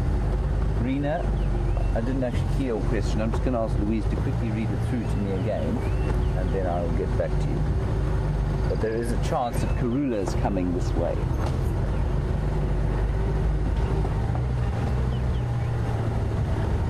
Rena, your question, I'm going to assume is not necessarily serious. You want to know if a giraffe drank coffee, would it be cold by the time it hit the stomach? No, I don't think it would, you know. I mean, if you take a cup of coffee and you pour it from a height of 2 meters, it's still hot by the time it hits the ground. So it's the same thing, really. A giraffe's neck, 2 meters long, and yeah, probably quite insulated in there. It might burn its throat, and it wouldn't be very happy with that.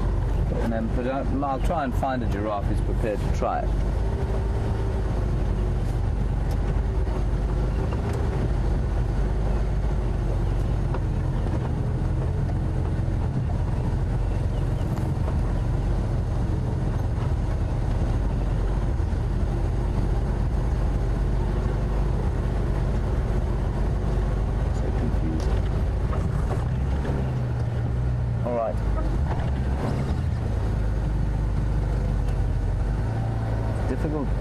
difficult to know what to do with this. I'm just going to get an update because I think Karula the leopard is on her way here. Marvelous. Go ahead.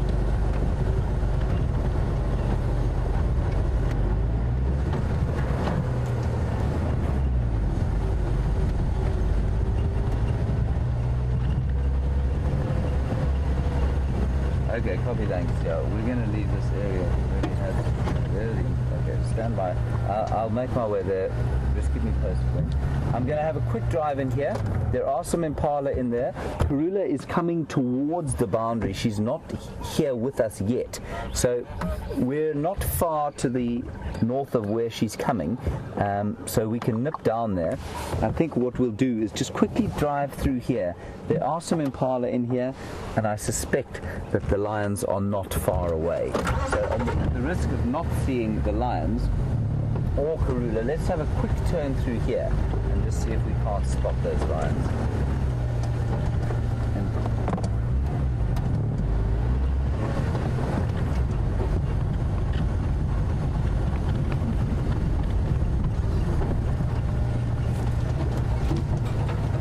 Hello, Richard. You say you've just come across the stream, and very nice compliment. Thank you for saying that the rangers are giving good commentary. Thank you, Richard. I hope that you will join us for many, many days. Tell all your friends, family, and perhaps anyone you find on the street about us, and carry on talking to us. It's very good to have you along. Thank you. So here the impala, I think they were the ones that were alarm calling. It was around here that they were shouting. Now, they won't be particularly terrified of lions that are fast asleep. And like I say, keep watching the Djuma Dam cam, because I think what you'll find is that the lions may come to have a drink sometime during the course of the day. So we're just going to do a quick turn through here, and then we'll head to where Karula, the queen of Djuma, 11-year-old female leopard. What have you got there? All alarm calling. Where they're looking, Andrew? Can you see? Quick.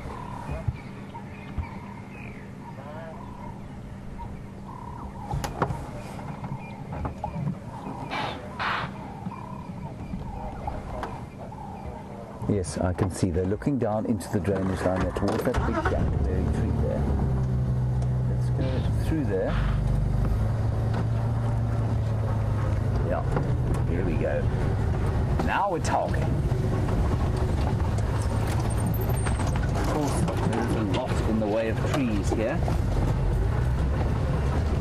So there's a tall tree there, tallest tree that we can see over there, which Andrew's pointing at now. That is around about where those impala are looking, down towards the riverbed. Can we get there, of course, without destroying the vehicle, is the other question.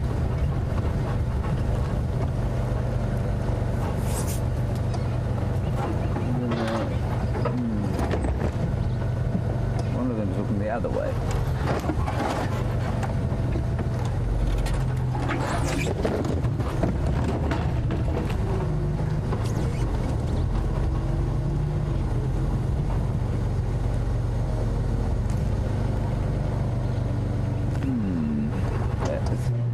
Here, do a quick loop around.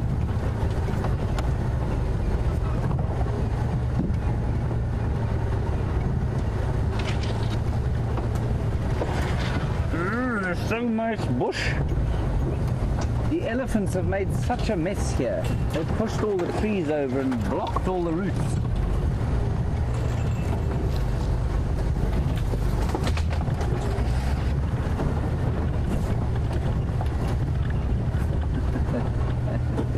A wall of solid knobthorn trees.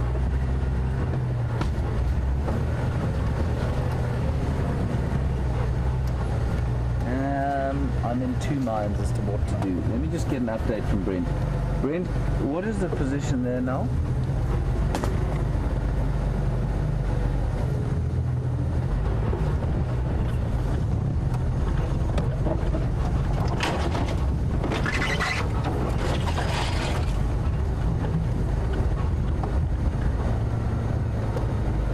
Okay, copy.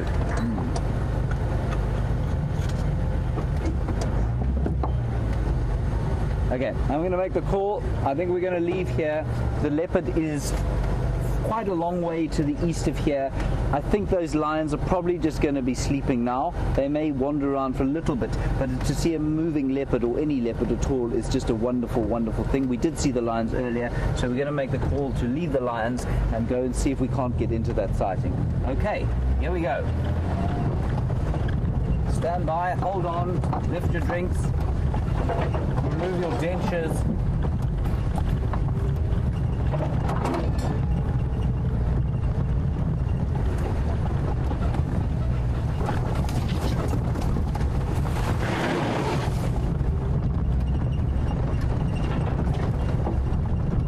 Brent, I'm gonna make my way there.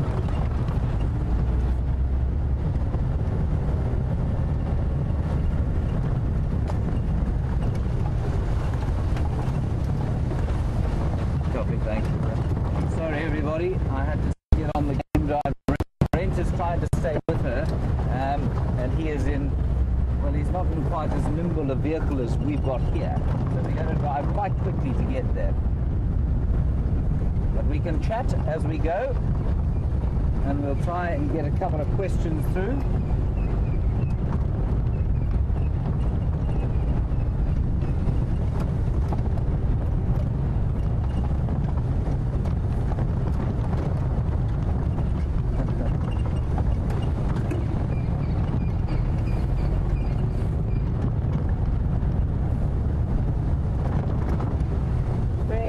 Fascinating question, actually. I don't know how many of you have been with us since the beginning, but we saw those two sub-adult lions today, or one of them, and they're about, I think they're about 2 years old, a little bit older, maybe 2.5. We saw the males there, one of the males mounting another one. And Lisa G, you want to know if the females do the same sort of thing, because your dog does the same sort of thing. Lisa, I have actually seen females doing it. I have seen females doing it. So it's well possible. And again, we do kind of sort of describe it, the behavior as a dominance display, without actually really understanding what it's about. So whether it is truly a dominance display or whether it's just a kind of a flush of testosterone that makes animals behave in a kind of masculine fashion, I don't know. I find it very interesting, but in general, the discussion is that it's probably some kind of dominance display rather than anything else. Brent, what is best approach to this stage?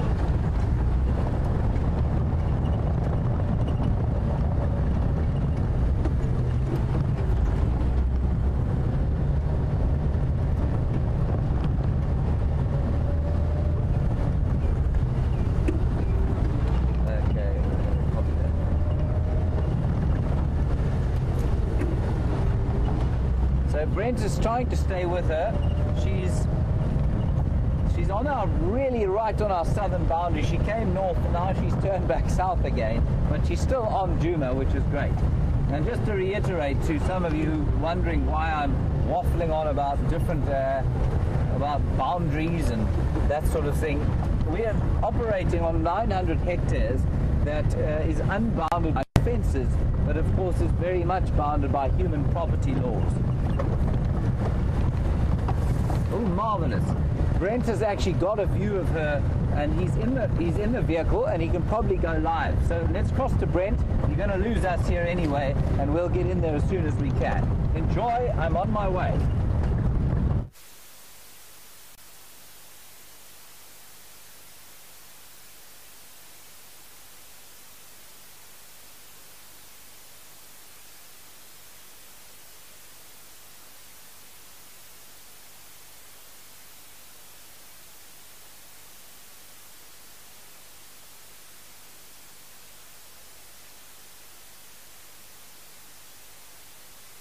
Guys, I forgot to turn my microphone on, but you should be hearing me now.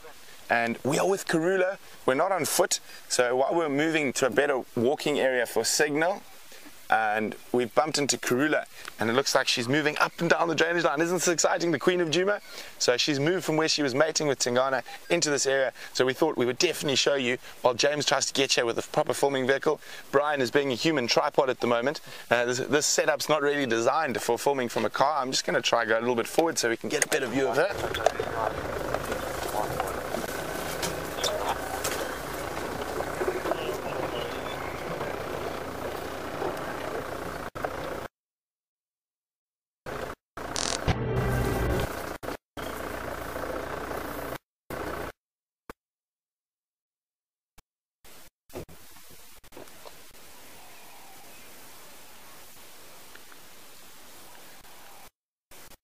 Here we Brent, is she still mobile? Sorry guys, so you're going to have to listen to me on the game drive as well because I don't have earphones for the handheld. Stand. There's a few that are just north of Gowrie Dam, sort of between where you and I are at the moment.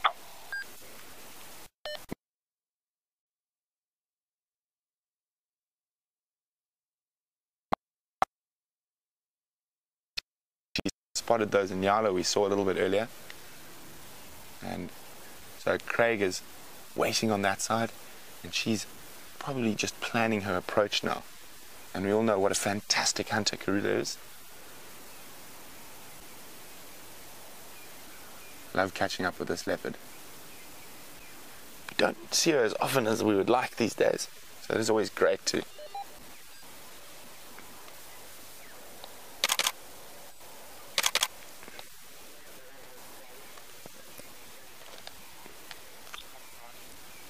exciting stuff. Oh, look at her, she just moved her head. Definitely saw the movement of those in Tsalalas.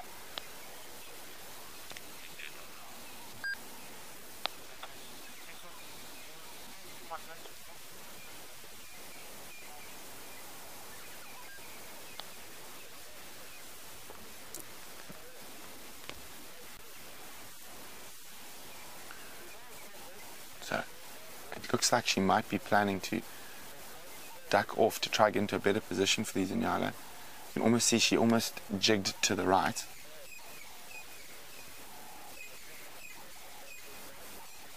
And for her sake, I hope there's not too many squirrels or Franklin to give away her position between here and the Tsalalas. I wish I could see where they were, but the bush in front of us is really thick.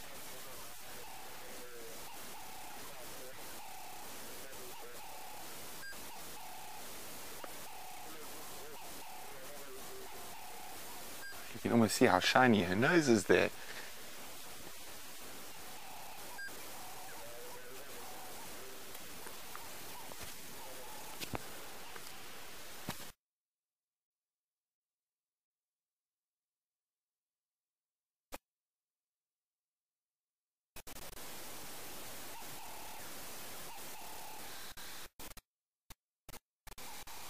Can you hear the Cape turtle doves? Crested Franklin calling, and let's hope those in Tsalalas are moving towards where we are with Karula. Oh, just see that interest. Oh, look at that, she's off on the stalk. James is calling me. James, keep coming till you see Craig, and then I will guide you in closer.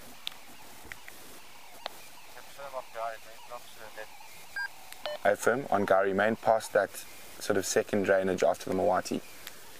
James is nearly here, and in that little Land Rover he's able to move far better to be able to see these things. I've just lost visual, Craig. She's ducked into the drainage line. She's definitely seen those in Tsalalas. She should be moving back onto the southern bank of this drainage line very shortly. I'm going to try move a little bit forward and see if I can still see her.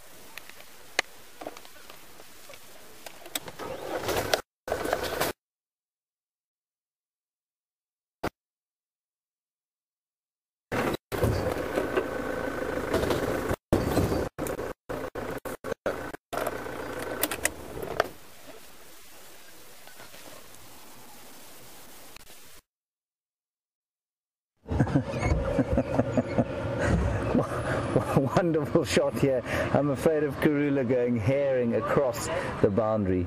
Go for it, Craig. We can't go. I can't go either. Okay. What a dreadful pity. Oh well, at least you've got a sighting with her and Brent.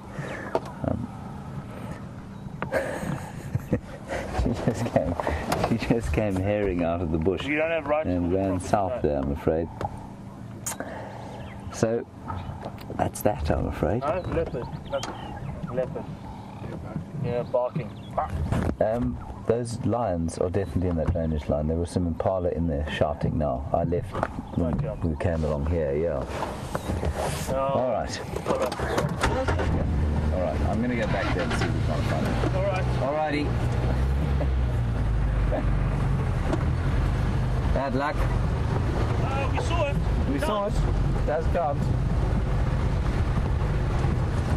All right, we'll stop here. We'll just have a gathering of our thoughts. So that was Karula, everybody. A very quick sighting that we had, but at least you had a nice one with Brent. And I'm so glad that he managed to get a signal to you from the Mahindra, which is a much larger vehicle, of course, than these little nimble Land Rovers that the rest of us drive. Thank you, Brent.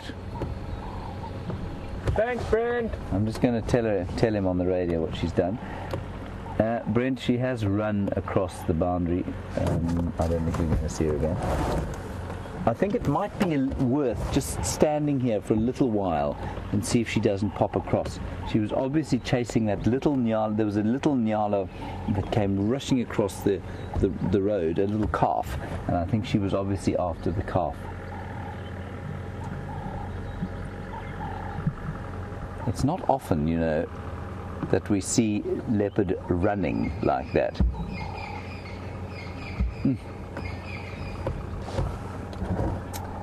And our new viewer Richard, I think what we're going to do now is turn around and probably go back towards where we think those lions are. I'm laughing because I can see Brent through there. You're not going to see him because, as Andrew is showing you, the trees in there are pretty thick. And I can just imagine the enthusiasm on Brent Smith's face as he tries to maneuver a fairly substantial vehicle through a very difficult area.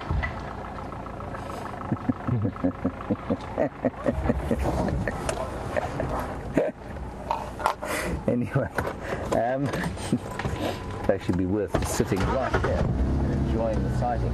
Richard, you want to know what is the point of this series?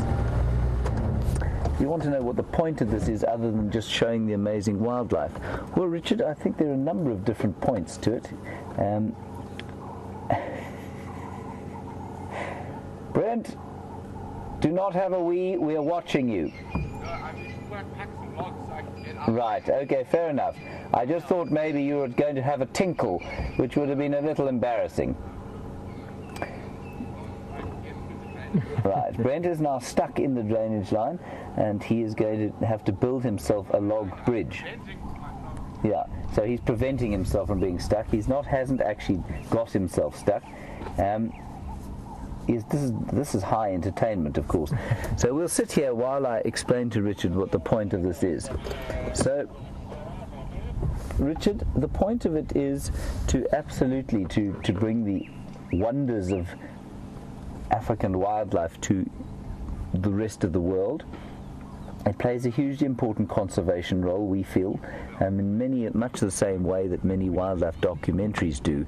What they do is because they inspire people with pictures of the wilderness and the kind of feelings and ideas of wilderness, we're hoping that it will make a meaningful contribution towards people's understanding of wilderness and therefore their desire to help conserve it. So that's one of the major goals. And the other major goal, of course, is entertainment. It's live, it's genuine, and it's authentic. James is close by if we do get stuck in Tsalalas. As you can see, this is totally unedited and unfettered. And I think in a world of completely lacking in authenticity in so many respects, a show like this, and there's nothing more authentic than watching Brent Smith trying to build himself a log bridge. I think that it really is and I mean this completely unfacetiously. What you're seeing now, that's not set up. This is not a reality show that's been set up in some way. Brent is genuinely trying to get that car across the drainage line, and he will eventually do it. He may be late for breakfast, but that's okay. This is authentic, real, glorious African wilderness at its best. And that's the real point of it, Richard, that it will inspire the world like it has inspired us. And our founder, a chap called Graham Wallington, who's been hammering away at live safaris for the last 17 years. And only now are we starting to be able to bring you this kind of live, high-definition action that we are able to. So welcome to it, and I hope you'll stay with us. Whether Brent will be with us for too much longer is difficult to say. Here he goes. He's actually going to drive across it. Here we go. I think we'd give him a big hand if he gets across. Don't make a mess, Brent. You are live. There we go. No pressure.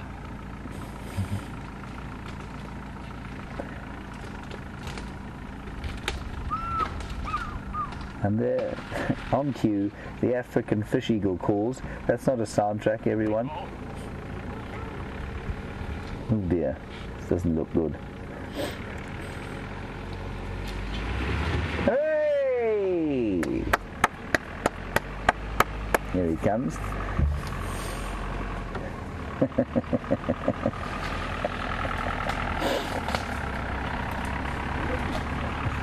This is marvelous entertainment.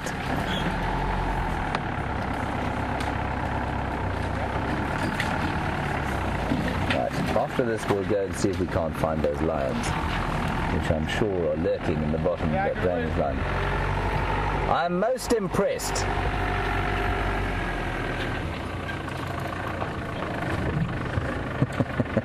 You can see not quite as nimble as the little Land Rover.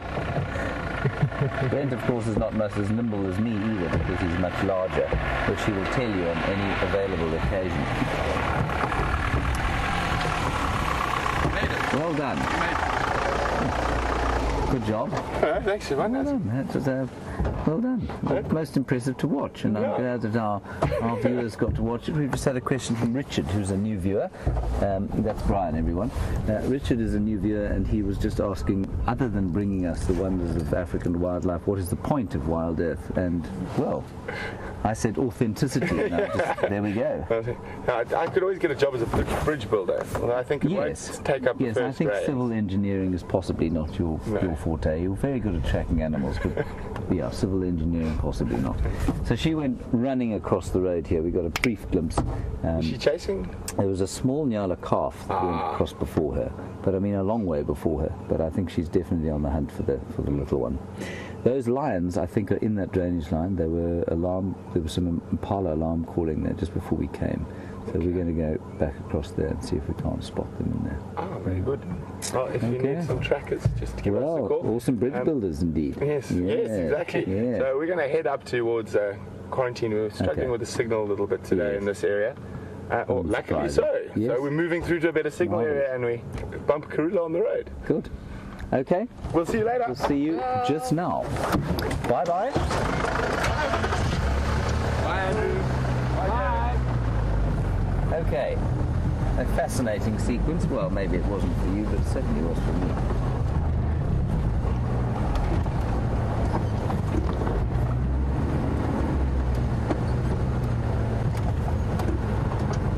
Right, in case you're wondering why that vehicle and why that funny kind of aerial sticking out of it and why Bryan's in front,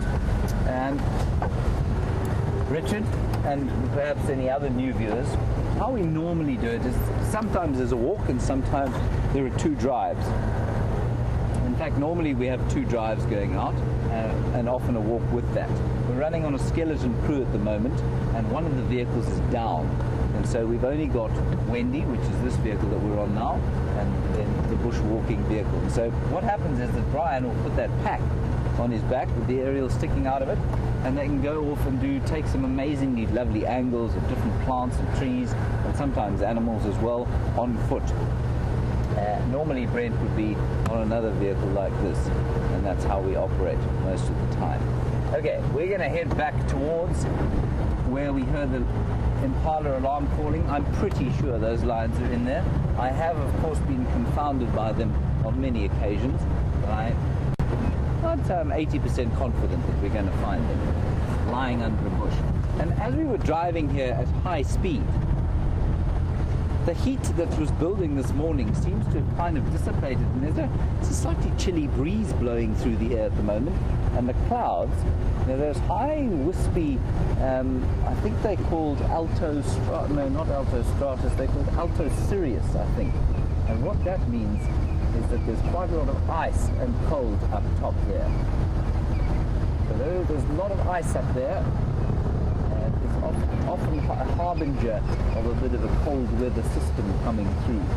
Now, cold weather, of course, for us, is nothing cold weather for most of our viewers in the Northern Hemisphere, or the more similar to cold weather for those in Hawaii or Australia.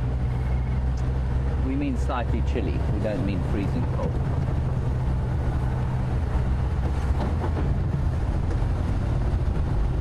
I'm going to avoid going up here where Brent's gone because our signal can be a bit dodgy there, so we'll head straight up towards the middle of the reserve and then head towards. Watching the dam cam, I've got a feeling that those are going to pop out in front there.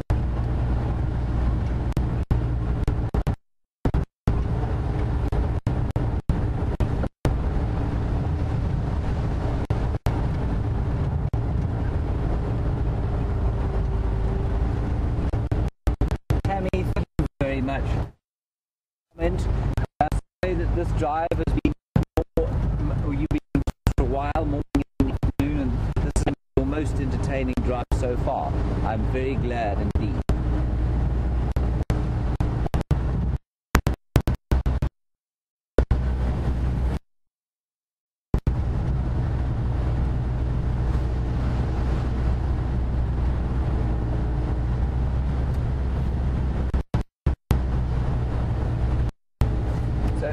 Sorry, you lost us briefly there.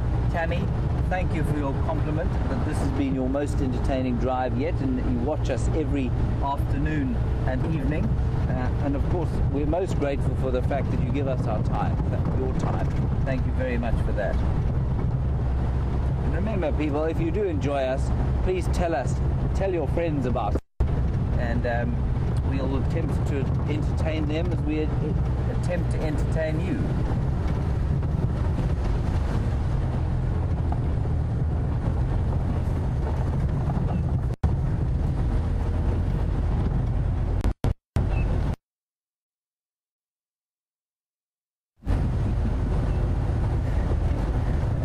You commenting on the hilarious nature of our presentation of Brent's bridge building skills. Thank you for that. And Shannon, you say it sounded like the fish eagle was laughing at him too. I think it probably was. I remain very impressed, however, that he built himself a bridge, got across it and came out. I think I would have just turned around and tried to find another way around. Most impressive that he hauled around 7 tons of logs into that ditch and then managed to cross them across.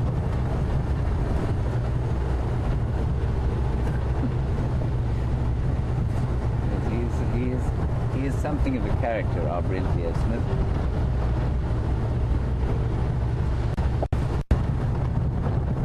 It is a rather delightful morning, and I'm pleased to say that it hasn't turned into the volcanic heat that I thought it would earlier on. It can get extremely warm out here, and especially this time of the year before the rains come, it gets extremely hot and very dry.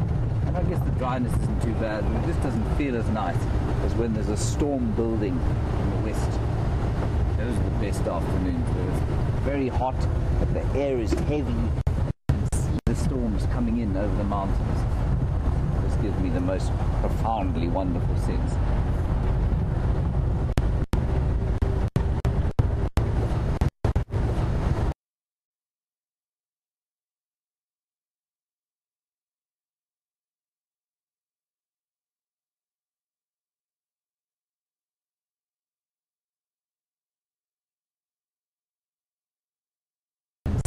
storms coming in over the mountains.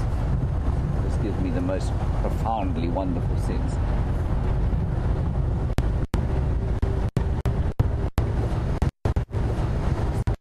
Book, you're to use it at your next barbecue as kindling. Actually, they are not hermaphrodites.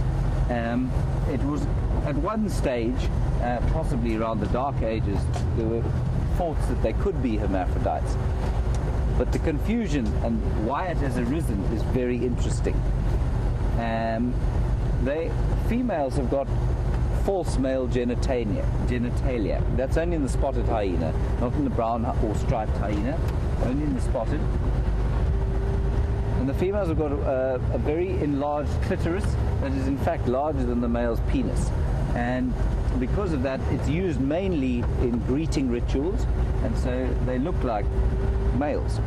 And they've also got a false scrotum, which hides the vulva, and they really do look like they've got male genitalia, and combined with the fact that they are larger than the males, I think that gave rise to the thought that they were perhaps hermaphrodites. They are not at all. A hermaphrodite, for those of you who don't know, is an animal or creature with both male and female genitalia, working genitalia, and that is not the case with hyenas.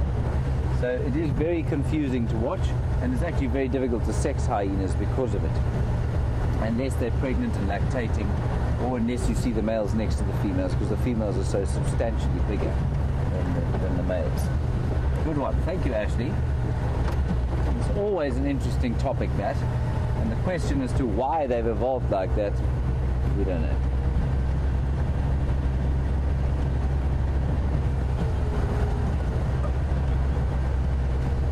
Another really interesting one. Thank you, Judy. And I'm going to hand it over to Andrew to answer, and then I'll put my 2 cents worth in. Andrew? So Judy wants to know, basically, do the cameramen ever feel like they're not watching, like they're missing out on things by staring straight through the lens only? Andrew, what do you think? All the time. It's like I'm watching a small little miniature screen. Yeah. So people at home probably have a better view than I do. Yeah.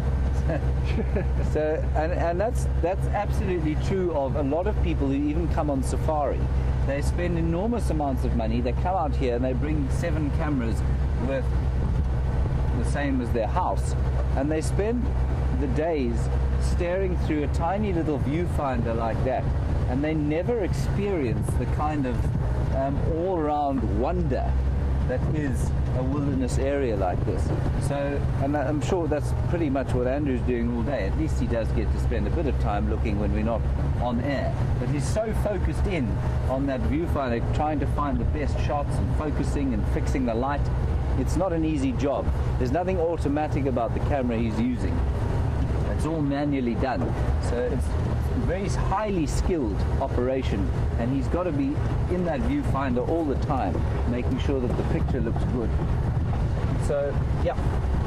If you ever come on safari, Judy, or anyone else, there's a buffalo, an old bull, not part of the herd. We're quite a long way from where the herd was. And these are just old bulls living alone, a life of blissful bachelorhood. Well, I don't know how blissful it is, but it's absolutely bachelor.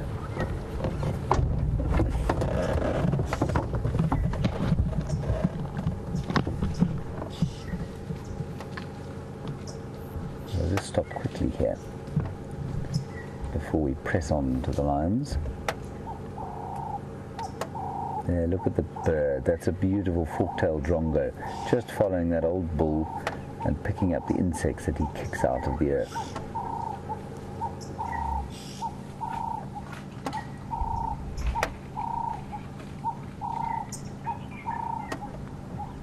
Marvelous. So just a final word on Judy's question. If you ever do come out here, Judy, and this goes for anybody who comes out here, sure, bring a camera, but don't spend your entire safari staring through the lens. Remember, you will get a couple of very nice snaps, but there are hundreds of people taking hundreds of wildlife photographs around the world. And so your snaps, I always think, your holiday snaps, unless you're a professional, should be great memories rather than trying to take a world award-winning leopard photograph, because when you get into that space, you stop at seeing anything else around you and hearing the birds and smelling the smells and touching the bark of the trees and tasting some of the leaves. You can get very involved in the camera lens.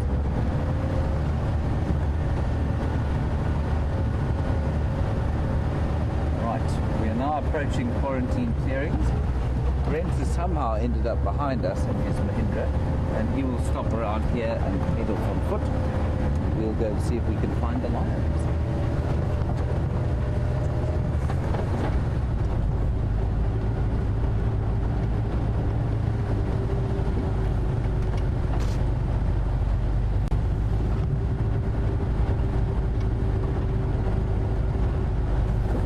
Nice and close to home. Thank you, Barbara, in Potchefstroom.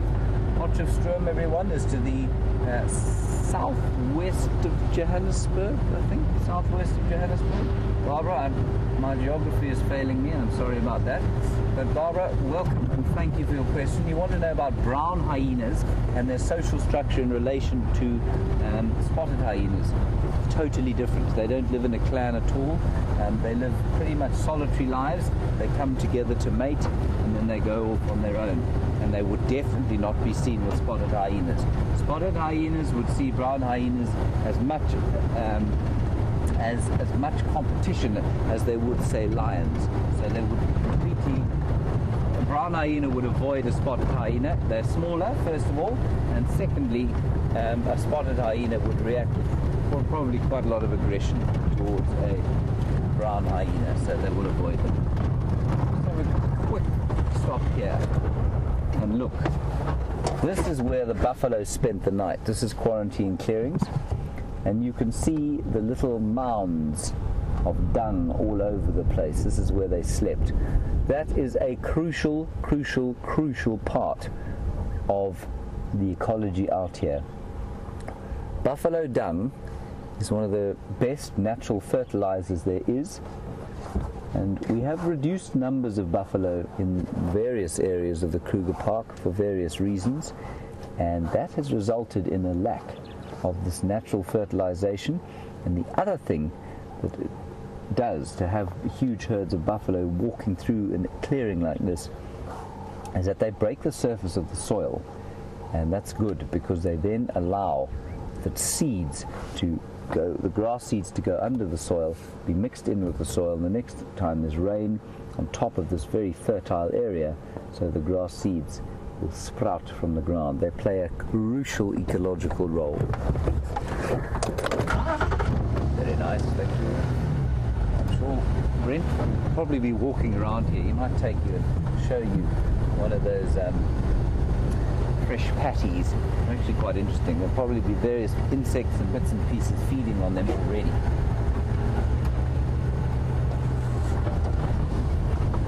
Right, we are now approaching. This is the path that the buffalo walked down. Merrick, back onto the hyenas. You want to know what happens to a matriarch when she gets cast out of a spotted hyena clan, or does she get cast out when she gets old? Merrick, no. She will probably die as the leader. She will unlikely die of old age.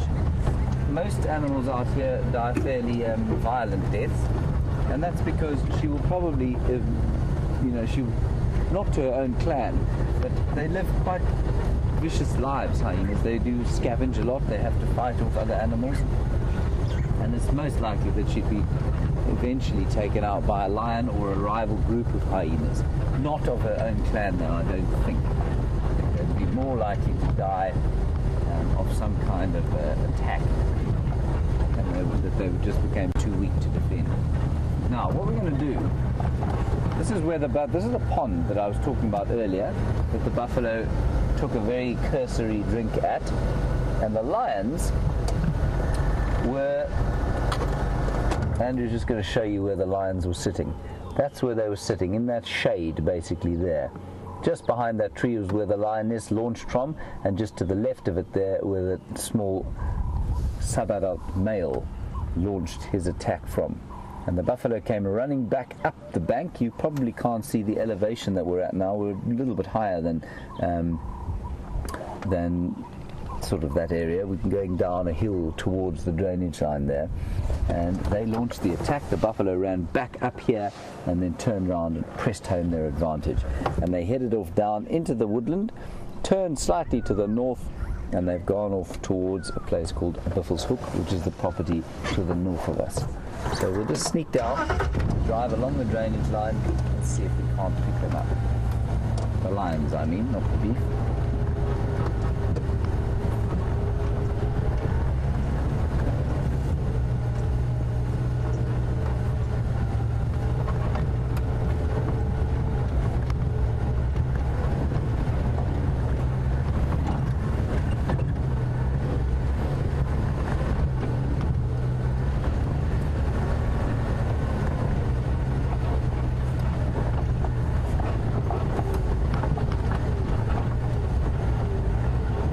Bump.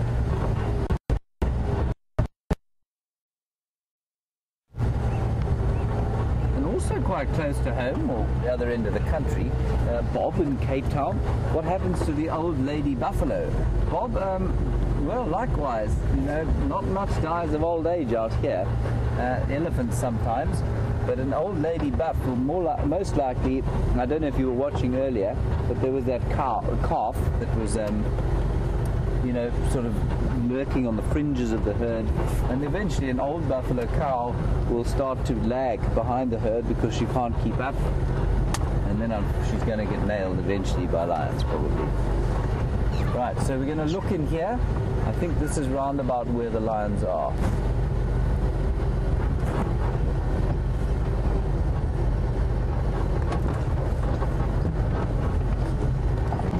Ease our way through here and look in the shade. In the deep shade, we're sheltered from any breeze here, so it's a bit warmer.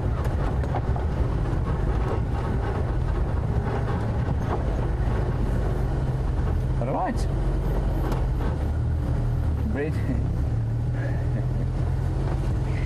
Brent Leo Smith is on foot in amongst the patties of buffalo dung, so let's head across to him and see what he can show you there.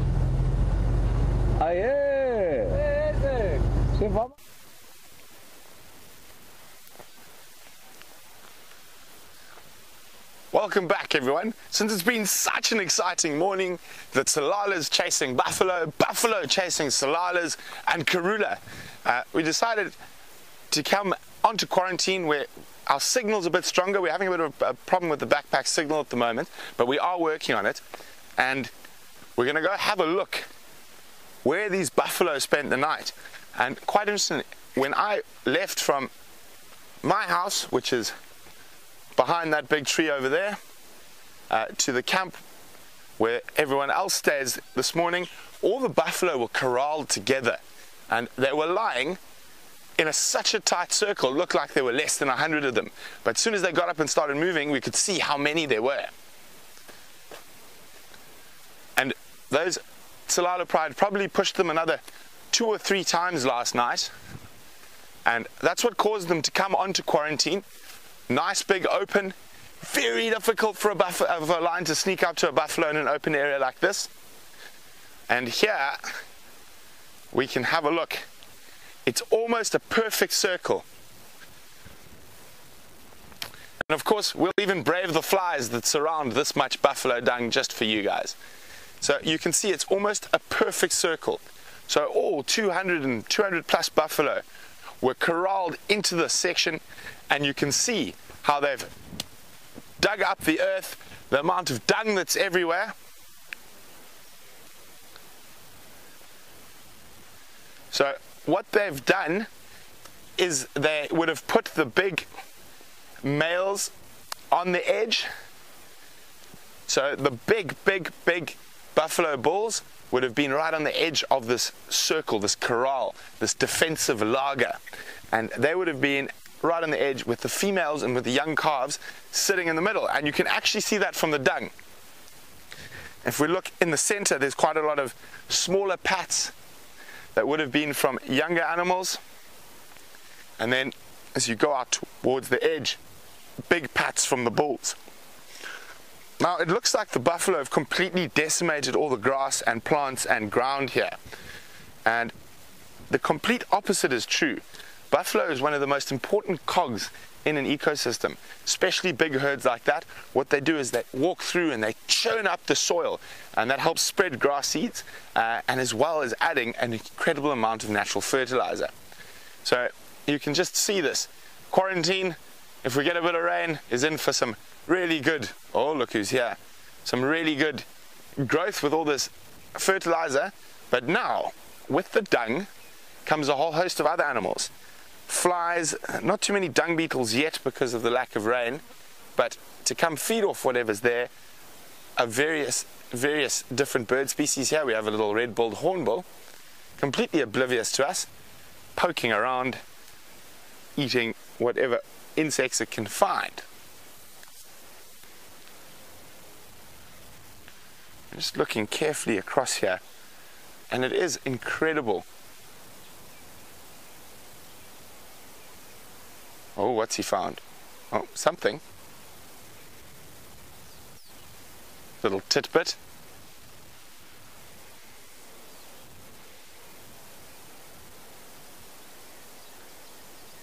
Getting nice and warm. There's some cloud building in the east, but nothing too serious. I'm hoping it's not another cold front coming through. I think we've had enough cold weather. It's supposed to be warm. Haven't been able to use the swimming pool for a few days. So this incredible fertilizer. So for those of you who might be new viewers, if we have a look around, so I live just over there, and Eugene, Jamie, myself, and Scott and Nikki live there.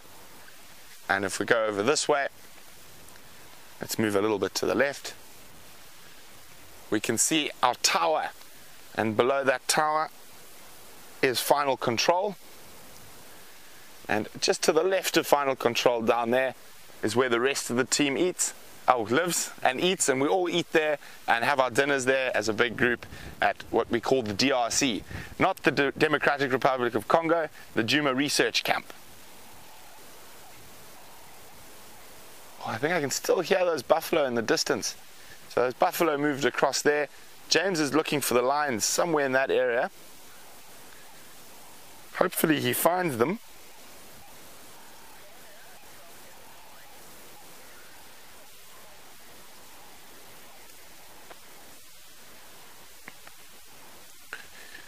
So it's so wonderful having these big herds of buffalo around. And Jana from Illinois is wondering, is it unusual for big herds of buffalo like this to travel together? Not at all, Jana. So your breeding animals will move like that. So your prime bulls and your females will stay in a big herd like that, and there'll be constant mating and calving. They birth throughout the year. Watch out, Bryan, landmine. And oh, what is that? What is that?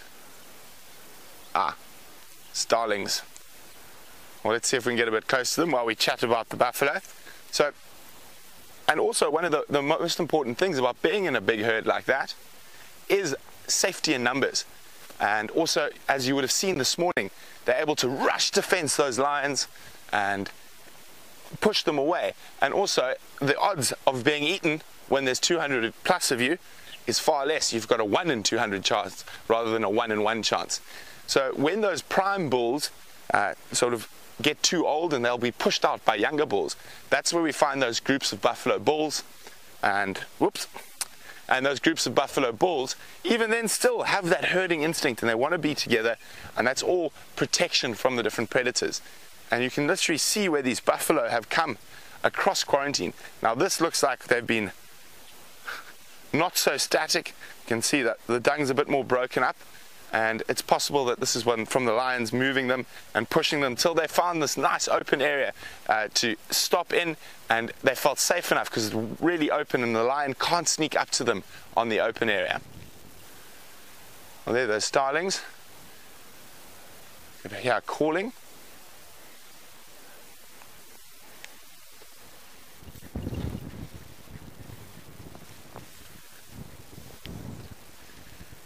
So, along with buffalo come an incredible amount of ectoparasites. And this ectoparasite is so full of buffalo blood. He has just dropped off. So there's a huge grey tick. And that thing is literally full of blood. The moment he's pretending to be dead, let's see, I'm going to turn him over so you can see his legs. He was squirming when I first saw him. So, there we go. So he is very much alive.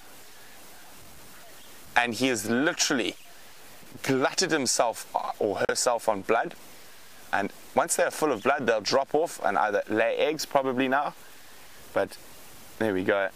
And those are some of those big ticks we occasionally see on elephant and even on lions from time to time. But a really, really fat tick here. And it is, as Bryan says, it's horrifying.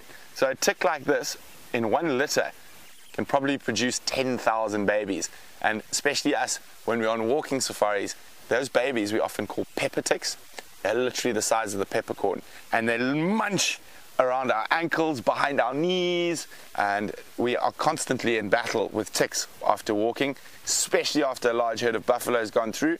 Not in an area like quarantine, fortunately, no long grass here. But in longer grass areas, there are a big problem. So I'm going to pop the tick back where I found her. And even though they're not the most, well, there we go, did you see that little antenna move? Wondering if it's safe to try move. I don't know how she's going to move being that fat. And that's the wonderful thing about being on a walking safari. You see little things like that that you would definitely not spot from a vehicle. Okay. What else have we got here? There's always a story, a sort of newspaper that can be read in the morning when you come look at all the tracks and what's happened. And coupled with what you can hear at night, you can sort of piece together bit by bit what happened during the hours of darkness. So what I was hoping is there might be some giraffe on quarantine somewhere.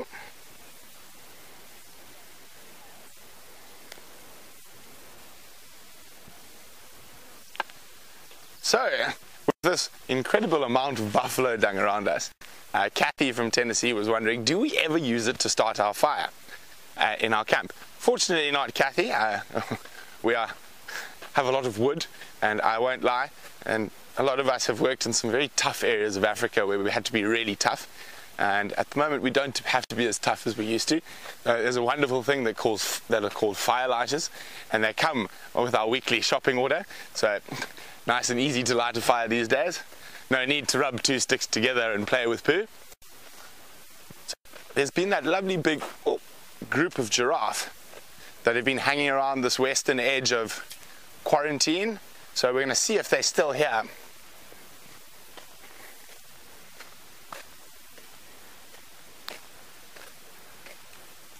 Well, Sid is worried for Bryan and my safety. Don't worry, Sid. Sid wants to know how safe we are walking in close proximity with the lions. I've got a stick, Sid. That's all I need. No, I'm joking, Sid. So human and lion behavior is quite an interesting thing. And we developed into our sort of modern forms around the same time, about 200,000 years ago. And even before that, our ancestral forms, bipedal apes and, watch behind you, is a termite mouse. Bipedal apes and historic lions have shared the African savannas for around 1 million, 2 million years. So both of us have very instinctive responses to each other. So strangely enough, even if people think they're really scared and you're on a walking safari, and it happens very seldom that you're charged by lions, the lions charge, the only thing you can do in that situation is stand still. And everyone who thinks they'll run, instinct takes over, their feet literally become planted in concrete, and even though they are so scared, they might need a change of underwear, they don't move. Also, 99% of the time when walking lions on foot, in the daylight hours, they will run away from us. We're the dominant diurnal predator. We're one of the only animals that has this incredible ability to deal with heat. So if a lion exerts too much energy in the daylight and their core body temperature raises by just a few degrees, they'll die. So that is why they rest so much. They sleep for 20 hours a day. And on foot, lion is actually probably one of the safer animals to approach. The more risky ones generally are, or not more risky, just there's a potential for more danger, are elephants, in particularly breeding herds, and old buffalo bulls. Well, it doesn't look like the giraffe here. Obviously, there's been too much pandemonium. Lions, buffalo, everywhere.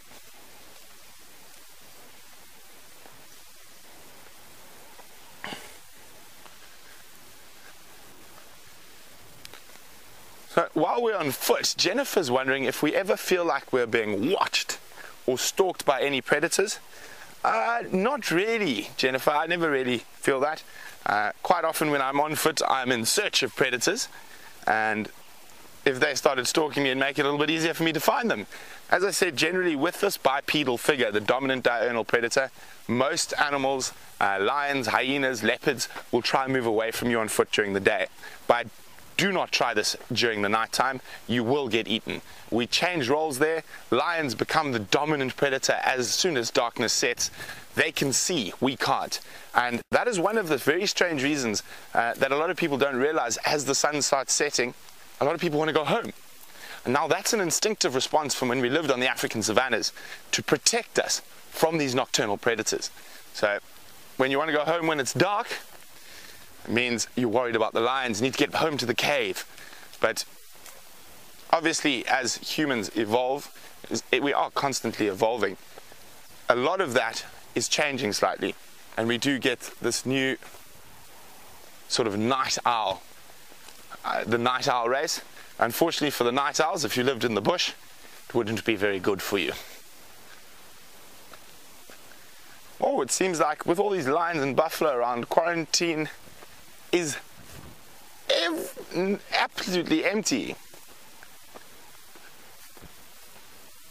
So we had a look at that nice big fat tick, and Ginny Hobbs is wondering, do they ever burst from overeating? Not that I know of, Ginny. They will normally generally let go beforehand. They've sort of sated themselves on whatever animal's blood, and then they'll just drop off. Oh, let's go have a look at that acacia.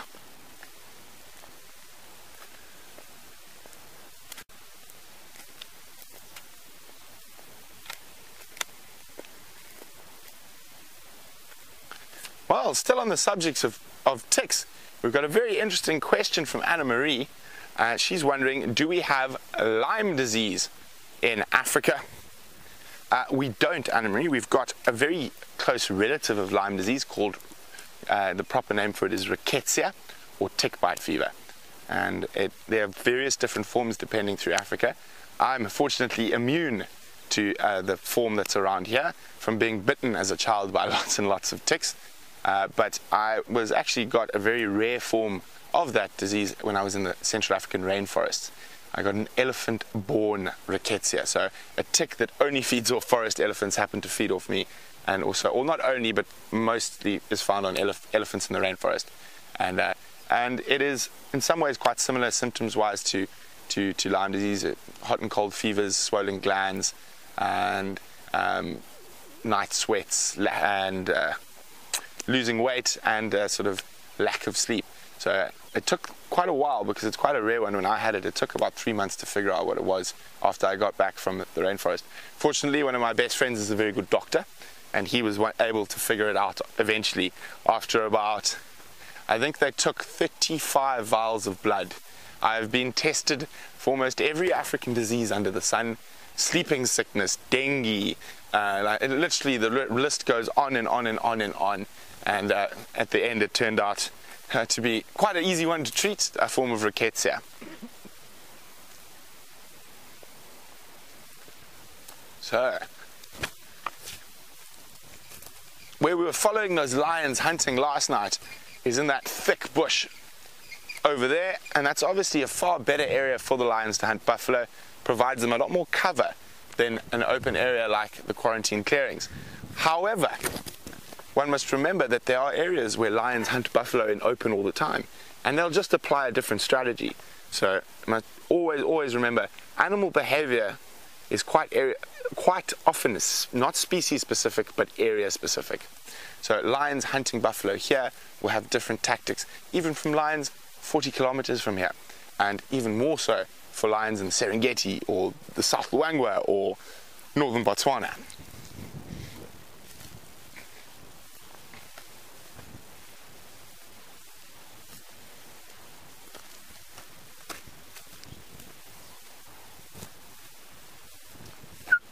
Well, we've got quite a interesting tree here, and it's quite strangely being pushed over because it's not a tree elephants would feed on often.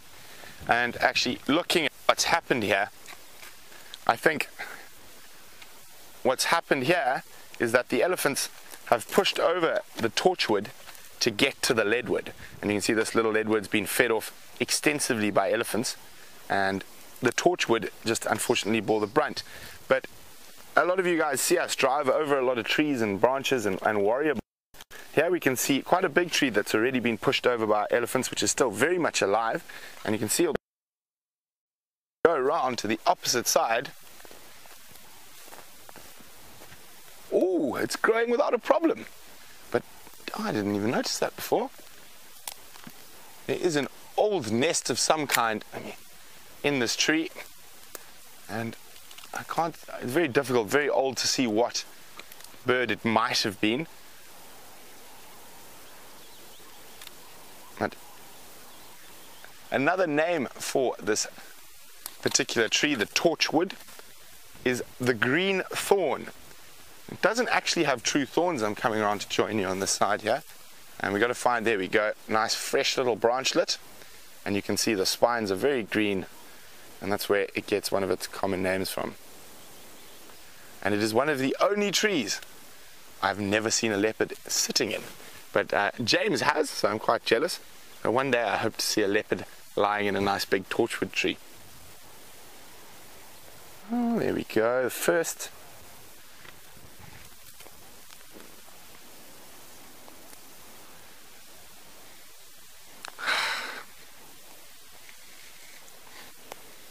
The first wild sage flower of the season. I've seen quite a lot of them growing, but here's the first dwarf wild sage flower. Lovely. And for those of you who've been watching for a while, remember I read somewhere that it's used as a natural insect repellent. So I just tried to rub it all over myself to keep the flies at bay. And when I went and did a bit more research, I should have done that first. So what happens is if you take a whole bunch of leaves like this and you crush them, you boil them in water, and quite a lot of leaves, so you need a serious amount of them, and then boil them, and then strain the leaves, and then put that into a bottle, and then use that as an insect repellent. So not the leaves themselves. I think they need to be boiled to let the chemicals come out. So while we continue around, see what other interesting little flowers and whatnots we can find on the quarantine clearings, we're gonna go see if James has had any success finding those lions.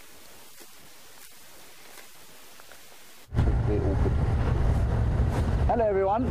I'm afraid, as Brent said, we'll go and see if James has had any success. The fact that James is bungling around without any lions in front of him is indicative of the fact that he has had no success.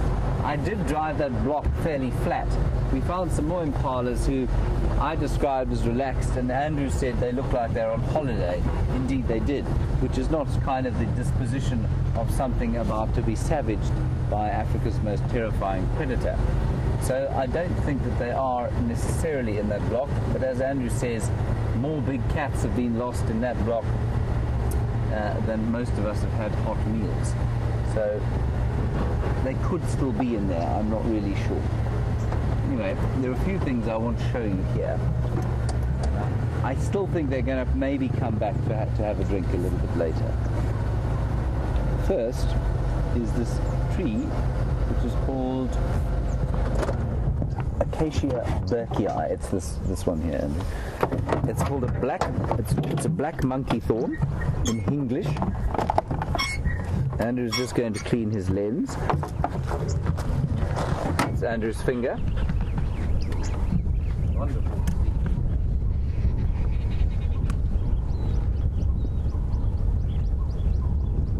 The reason I want to show you this tree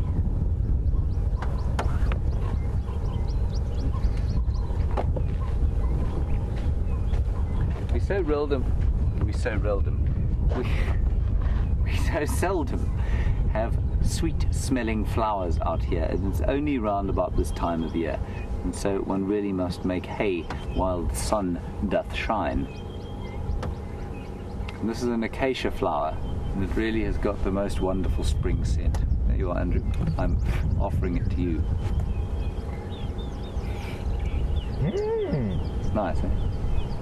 This is what we smelled yesterday. Yeah, that's exactly what we smelled yesterday. We came past here yesterday hoping to show you this on our bushwalk, but unfortunately the signal let us down. It smells like subtle sort of jasmine. It really is a kind of jasmine type smell. But most of the flowers out here are very subtle smelling. It's just like the fruits. The fruits are not kind of big and overwhelming. You kind of got to look for them, but when you find them, subtly very delicious, as it is with the flowers. Right, so that's the black monkey thorn, probably often confused for a knobthorn tree, but definitely Acacia berkii, black monkey thorn.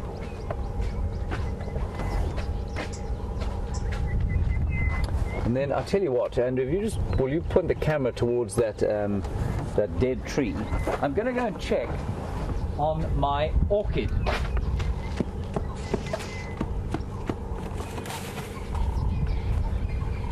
You'll see me emerge shortly.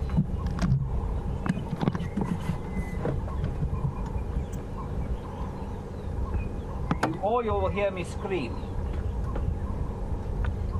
Right. Hello.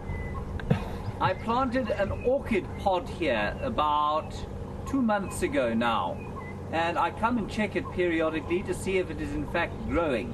Now we have something called a leopard orchid out here for our new viewers, and it's a beautiful kind of basket-shaped epiphytic orchid.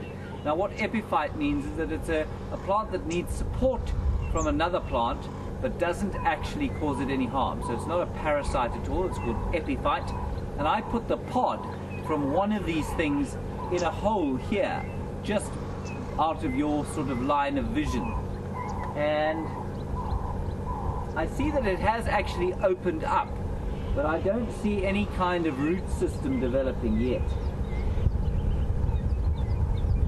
But the fact that it has opened up is filling me with a great deal of hope that perhaps it will grow.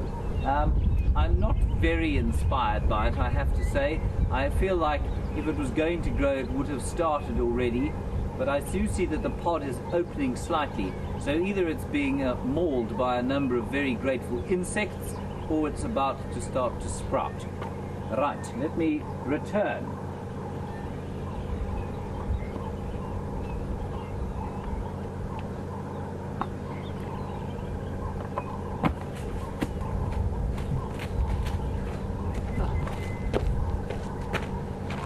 Luckily my foot isn't sore. Andrew, there's a giraffe coming down there into the gap. We'll just get above it. It's really nice to have a head-high view of the giraffe. Wonderful giraffe bull. And plug myself back in.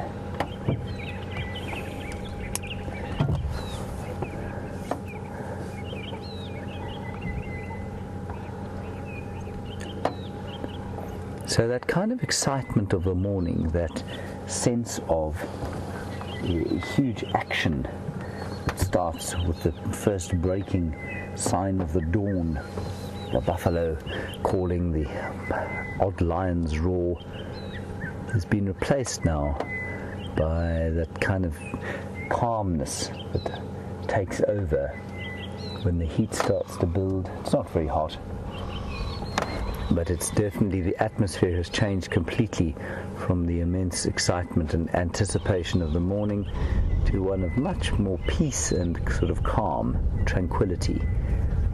You can hear the wonderful sound of the birds, and especially the orange-breasted bushshrike going.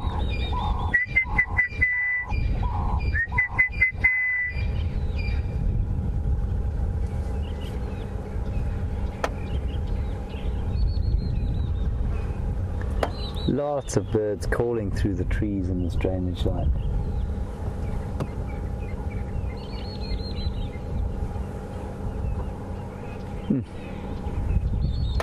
Very lovely.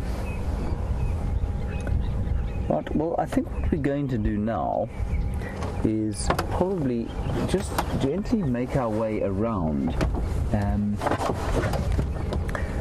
I'm pretty sure the lions went where we looked for them, and there is such thick bush in there that, you know, if they had been in there, it's not that surprising that we didn't find them. But I think what we'll do is head around here, and just in case they didn't cross the road and turn south rather than north. Now, normally we just follow their tracks and try and follow their tracks, but of course their tracks were obliterated by those hoofbeats from about 300 buffalo. So finding lion tracks underneath all of that is going to be a little bit difficult. So we're going to drive slowly around that direction there and see if we can't spot.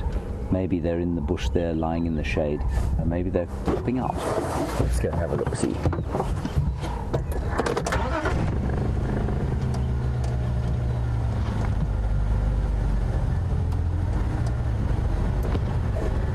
Seen a lot of giraffe of late, and we've seen many little ones. Yesterday Andrew and I had a very special sighting on foot of some calves with their mothers, and there was a bull lurking around. And actually, good question, do males and females raise the giraffe babies?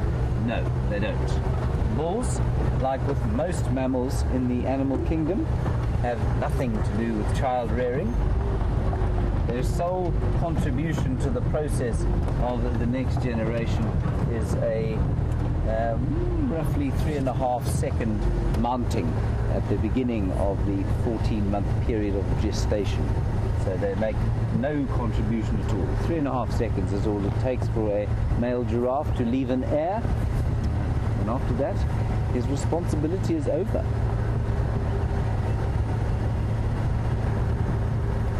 Very slowly going to drive around here, just in case.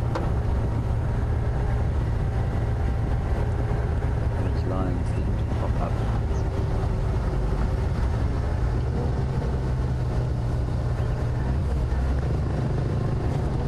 Now, of course, ideally, in a sighting like we had this morning, what we would have done is probably pulled 2 vehicles into it, so that one could follow the lions and one could follow the buffalo. That's often a very nice way to be viewing lions on the hunt, or wild dogs on the hunt, or any animal on the hunt too.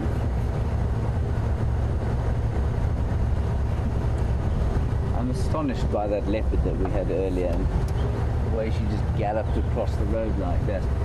A long time after the Nyala had gone. She'd obviously decided that baby Nyala was not long for this world and she was going to follow it. Not nice to be followed by an animal as adept at hunting as that leopard is. So I'm going to go a little bit up this road here. We may lose signal. If we do start to lose signal, I'll turn around and come back. See what else we can find towards the waterhole.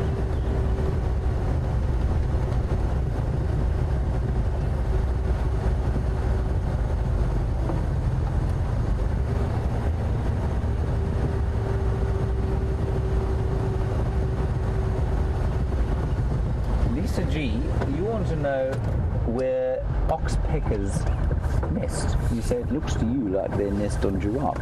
Lisa G, and they do not nest in giraffes. That would be not a good place to nest. They nest in trees exactly like the one in front of me here. So they'll find a hollow in a tree like this, and probably a hole that's been excavated by a barbet or a woodpecker, or maybe just a section of the heartwood that's rotted away, And what they do is they'll go into the hole, they'll take a lot of the animal fur on the animals that they feed on into the nest and line it, and then they lay their eggs in there, and they're communal nesting birds. So there'll be a breeding pair within a group that will breed, and then the youngsters that are born will help to raise the next generation. You will see that there are a number of flies around here. Speaking of flies, the man on foot, Brent, is walking in amongst the patties of dung, and he has something else to show you. So I'll hand you back to him. We'll carry on up the road here and see you a little bit later.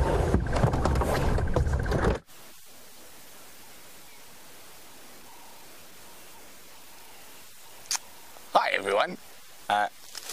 We found a beautiful little flower, and there's two of these species around here that look really similar. So there's the blue commelina, which I've showed you before. This is not a blue commelina. This is a Bengal commelina. The flowers are slightly smaller, the leaves slightly smaller, and you can actually even see the little hairs coming off the leaves if I turn it sideways, tiny little white hairs. But very beautiful little flower, and it's got quite an interesting story. The commelina family is named after Swedish botanists, a trio of 3 Swedish botanists, and they're all brothers obviously, and 2 made really major scientific discoveries, and they're represented, leaves coming through, by these 2 big petals, and the third died before he could do anything very important, and he's represented by that tiny little petal at the base there. And this is a beautiful little flower, and one of the more common flower species, the commelina. We get 3 common variants here: the Bengal commelina, which is this one, and blue commelina, and then the yellow commelina. So all exactly the same shape, but as I said, the difference between the blue and the Bengal's flowers are much smaller. But we're going to keep looking, and I love the flower season, and it keeps me very focused on all the little things around. And as wonderful it is having lions chasing buffaloes, they're not there every day, but the flowers are at this time of the year.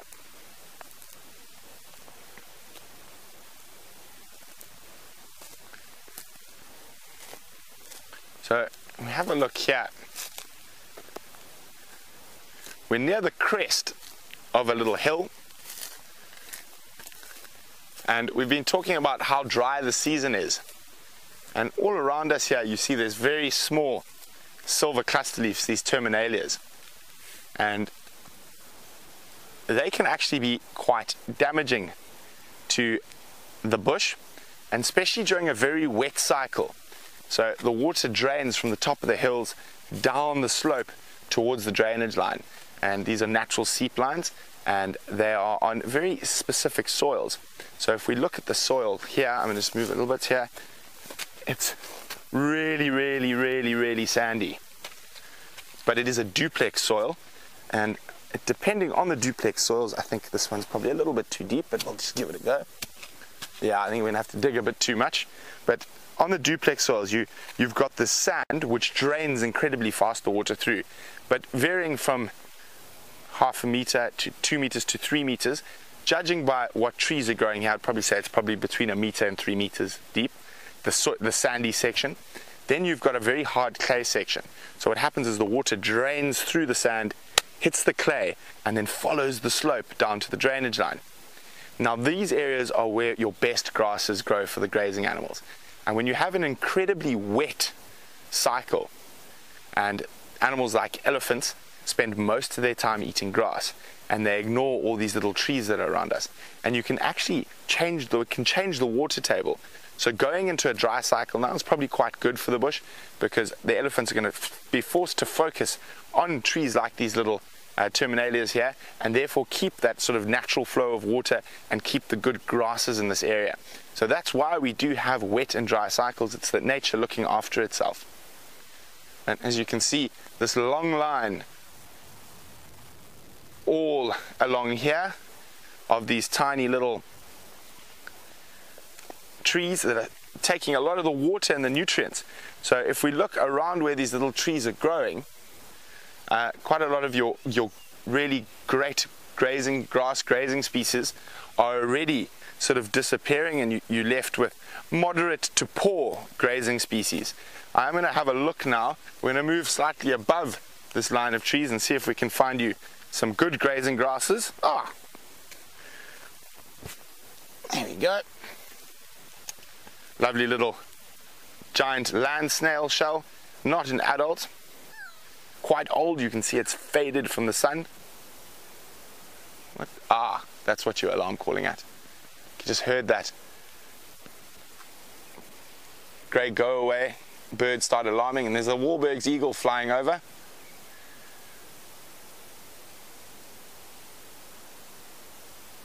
Oh, kindly coming towards us.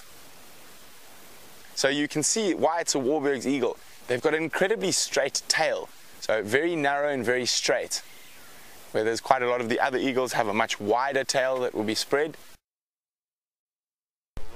Very straight tail.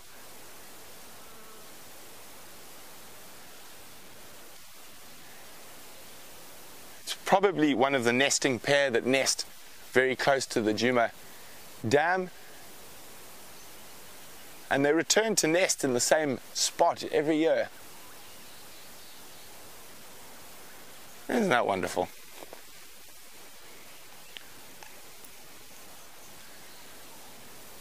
So, back to the snail. So this isn't a particularly big one.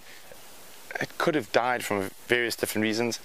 Maybe insects have eaten it out, or it could have just got stuck during a very dry time. But very old, the brown, dark brown's gone, and the sun has bleached it. The weather has taken its toll on it.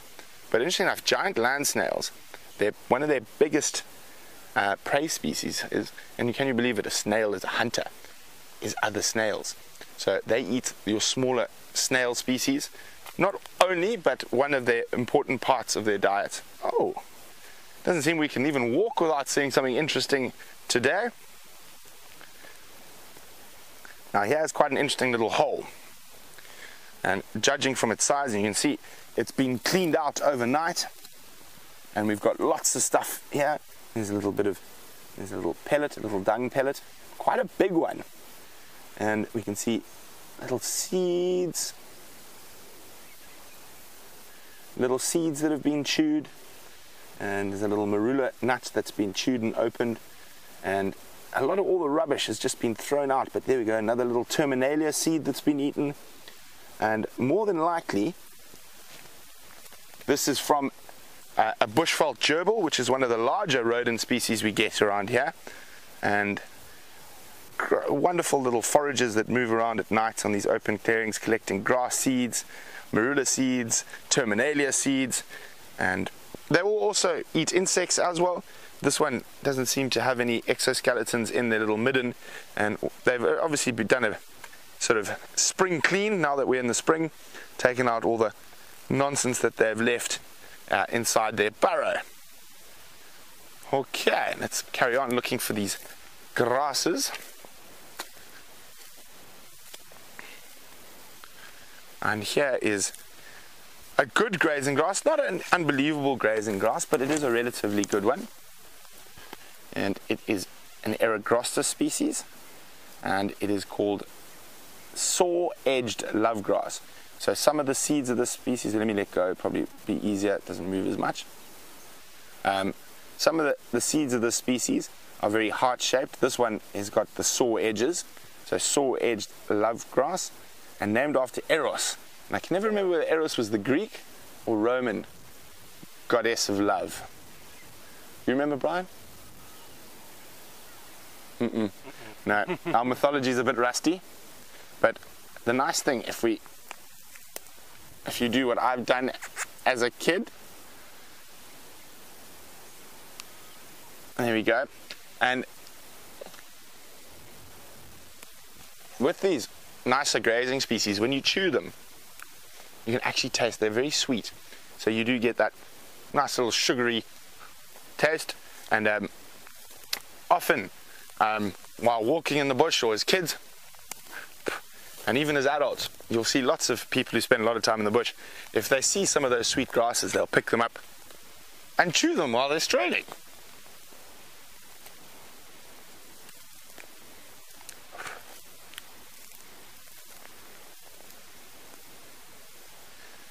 Okay, so unfortunately there's none of the Thamida, which is Natal red grass, which was the grass I was looking for, and that is the best quality grazing grass we get in this area and highly sought after by many animals, and that often grows on these seep lines. So, but it's been wonderful having you on a bush walk / bush drive. So wonderful to start off with that nice big herd of elephants, and then bump into Karula while we're moving through to walk into a different area, and then always lovely to look at the little things out here on the clearings. And I am a little bit jealous about that lion-buffalo interaction you guys had this morning. I would have loved to be there, but so the cookie crumbles. And don't forget to join us for the sunset safari. Bryan and I will be on foot, but for the last few minutes, hopefully James actually does some work today and finds those lions.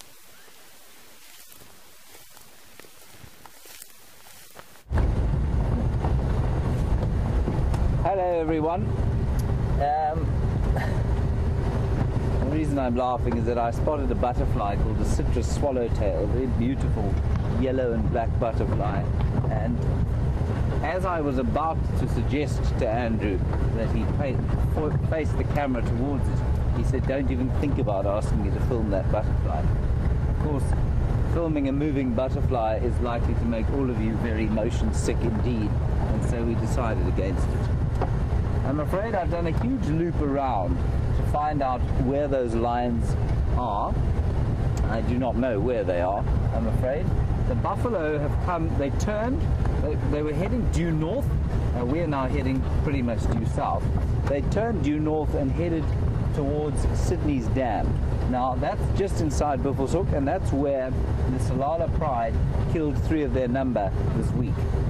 Not this week, well last week. In the last week. And so you can see their movements are becoming entirely predictable. And those lions, I suspect, will start, maybe when they get up later today, they'll start to track the herd.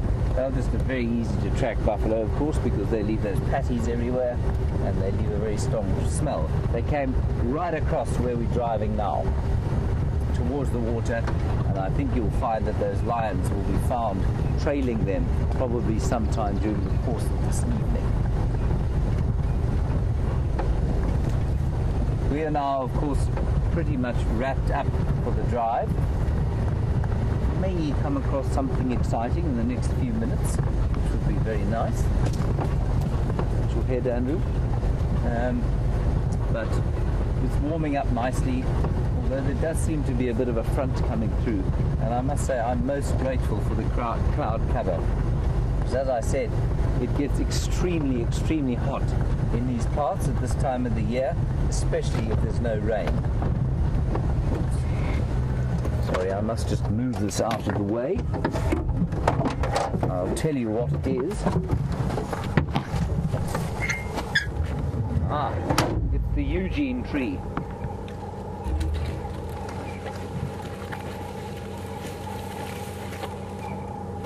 It's a tree called Strychnos madagascarensis, or the black monkey orange, and doesn't look like much now, but it does produce a nasty toxin called strychnine, and we always thought that it was just in the seeds that the strychnine was made, but Eugene, our technical genius, managed to scratch himself on some of that the other day. Well, I think who was he helping? I actually think it was Brent Leo Smith. Change your tire. I think it was Jamie. It was Jamie, not Brent. Jamie was parked in an aardvark hole and he was helping her out of that. He scratched himself with one of those trees and the wound festered horribly, and it took about more than a month actually for it to heal properly. So a bit of strychnine in all of the tree, and definitely it's an encroacher species out here. And you can see it grows in little... It does get in the again, in the absence of elephants it gets quite big. But it's an encroacher species that forms thickets. On the subject of trees, Dr. Debbie, you want to know how many members of the acacia family there are, how many species? A lot. I don't know actually exactly the number. Out here in this particular area we've probably got about 10, and they're actually not called acacias anymore. Then there are a number of other representatives in the same family. And remember, acacia is not a family, it's a genus. The family is called the Mimosidae, and within that you'll have the Australian acacias, what used to be the African acacias. They're now called Vachellia, but because nobody knows what Vachellia means, we just use the term acacia anyway as a generic. So I would say probably in the Mimosidae, I would say upward of 100 species throughout the world. You find them everywhere, except in the New World. I don't think you find them in the New World. Certainly not naturally anyway. So what I say is Acacia burkii is actually now Vachellia burkii. And that's because the Australian trees somehow managed to get the name. I'm not sure why. I think that's very unfair, especially as anywhere in the world, if you say, oh, that's an acacia tree, they think of a large African umbrella thorn, possibly with a lion lying underneath it, or an elephant or a giraffe chewing at its boughs. So quite a few of them, and certainly out here, I mean, I'll try and name them off the top of my head. We've got, I'll give you the different species. We've got a robusta, nigrescens burkii,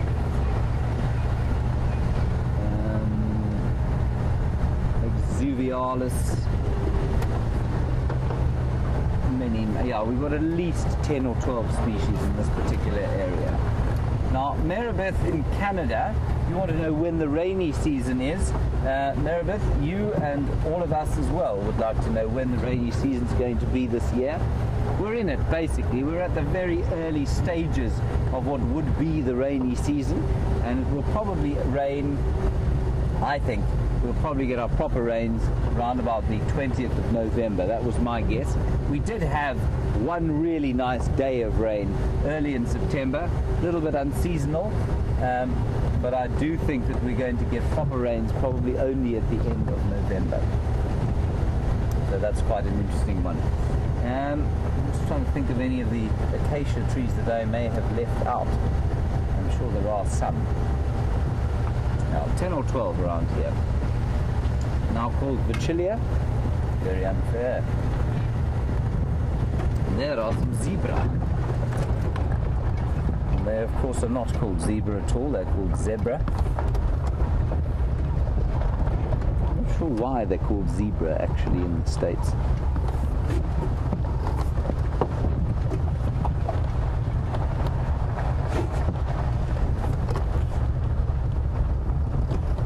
Nice. We'll just follow them slowly down the road here. So it's time for us to shut off, and very nice to do so with some zebra. A big thank you to you for your questions and contributions. Lovely to hear from you as always. Very stimulating. We'll just stop here. Thank you to Andrew on camera, Tara and Tara and Louise in the final control, Brent and Bryan on the other vehicle, and of course Eugene in the, he's knocking about doing things that are unfathomable. Keep safe, keep strong, and we will see you this afternoon for the morning safari, or evening safari and walk. Bye-bye, and thanks very much.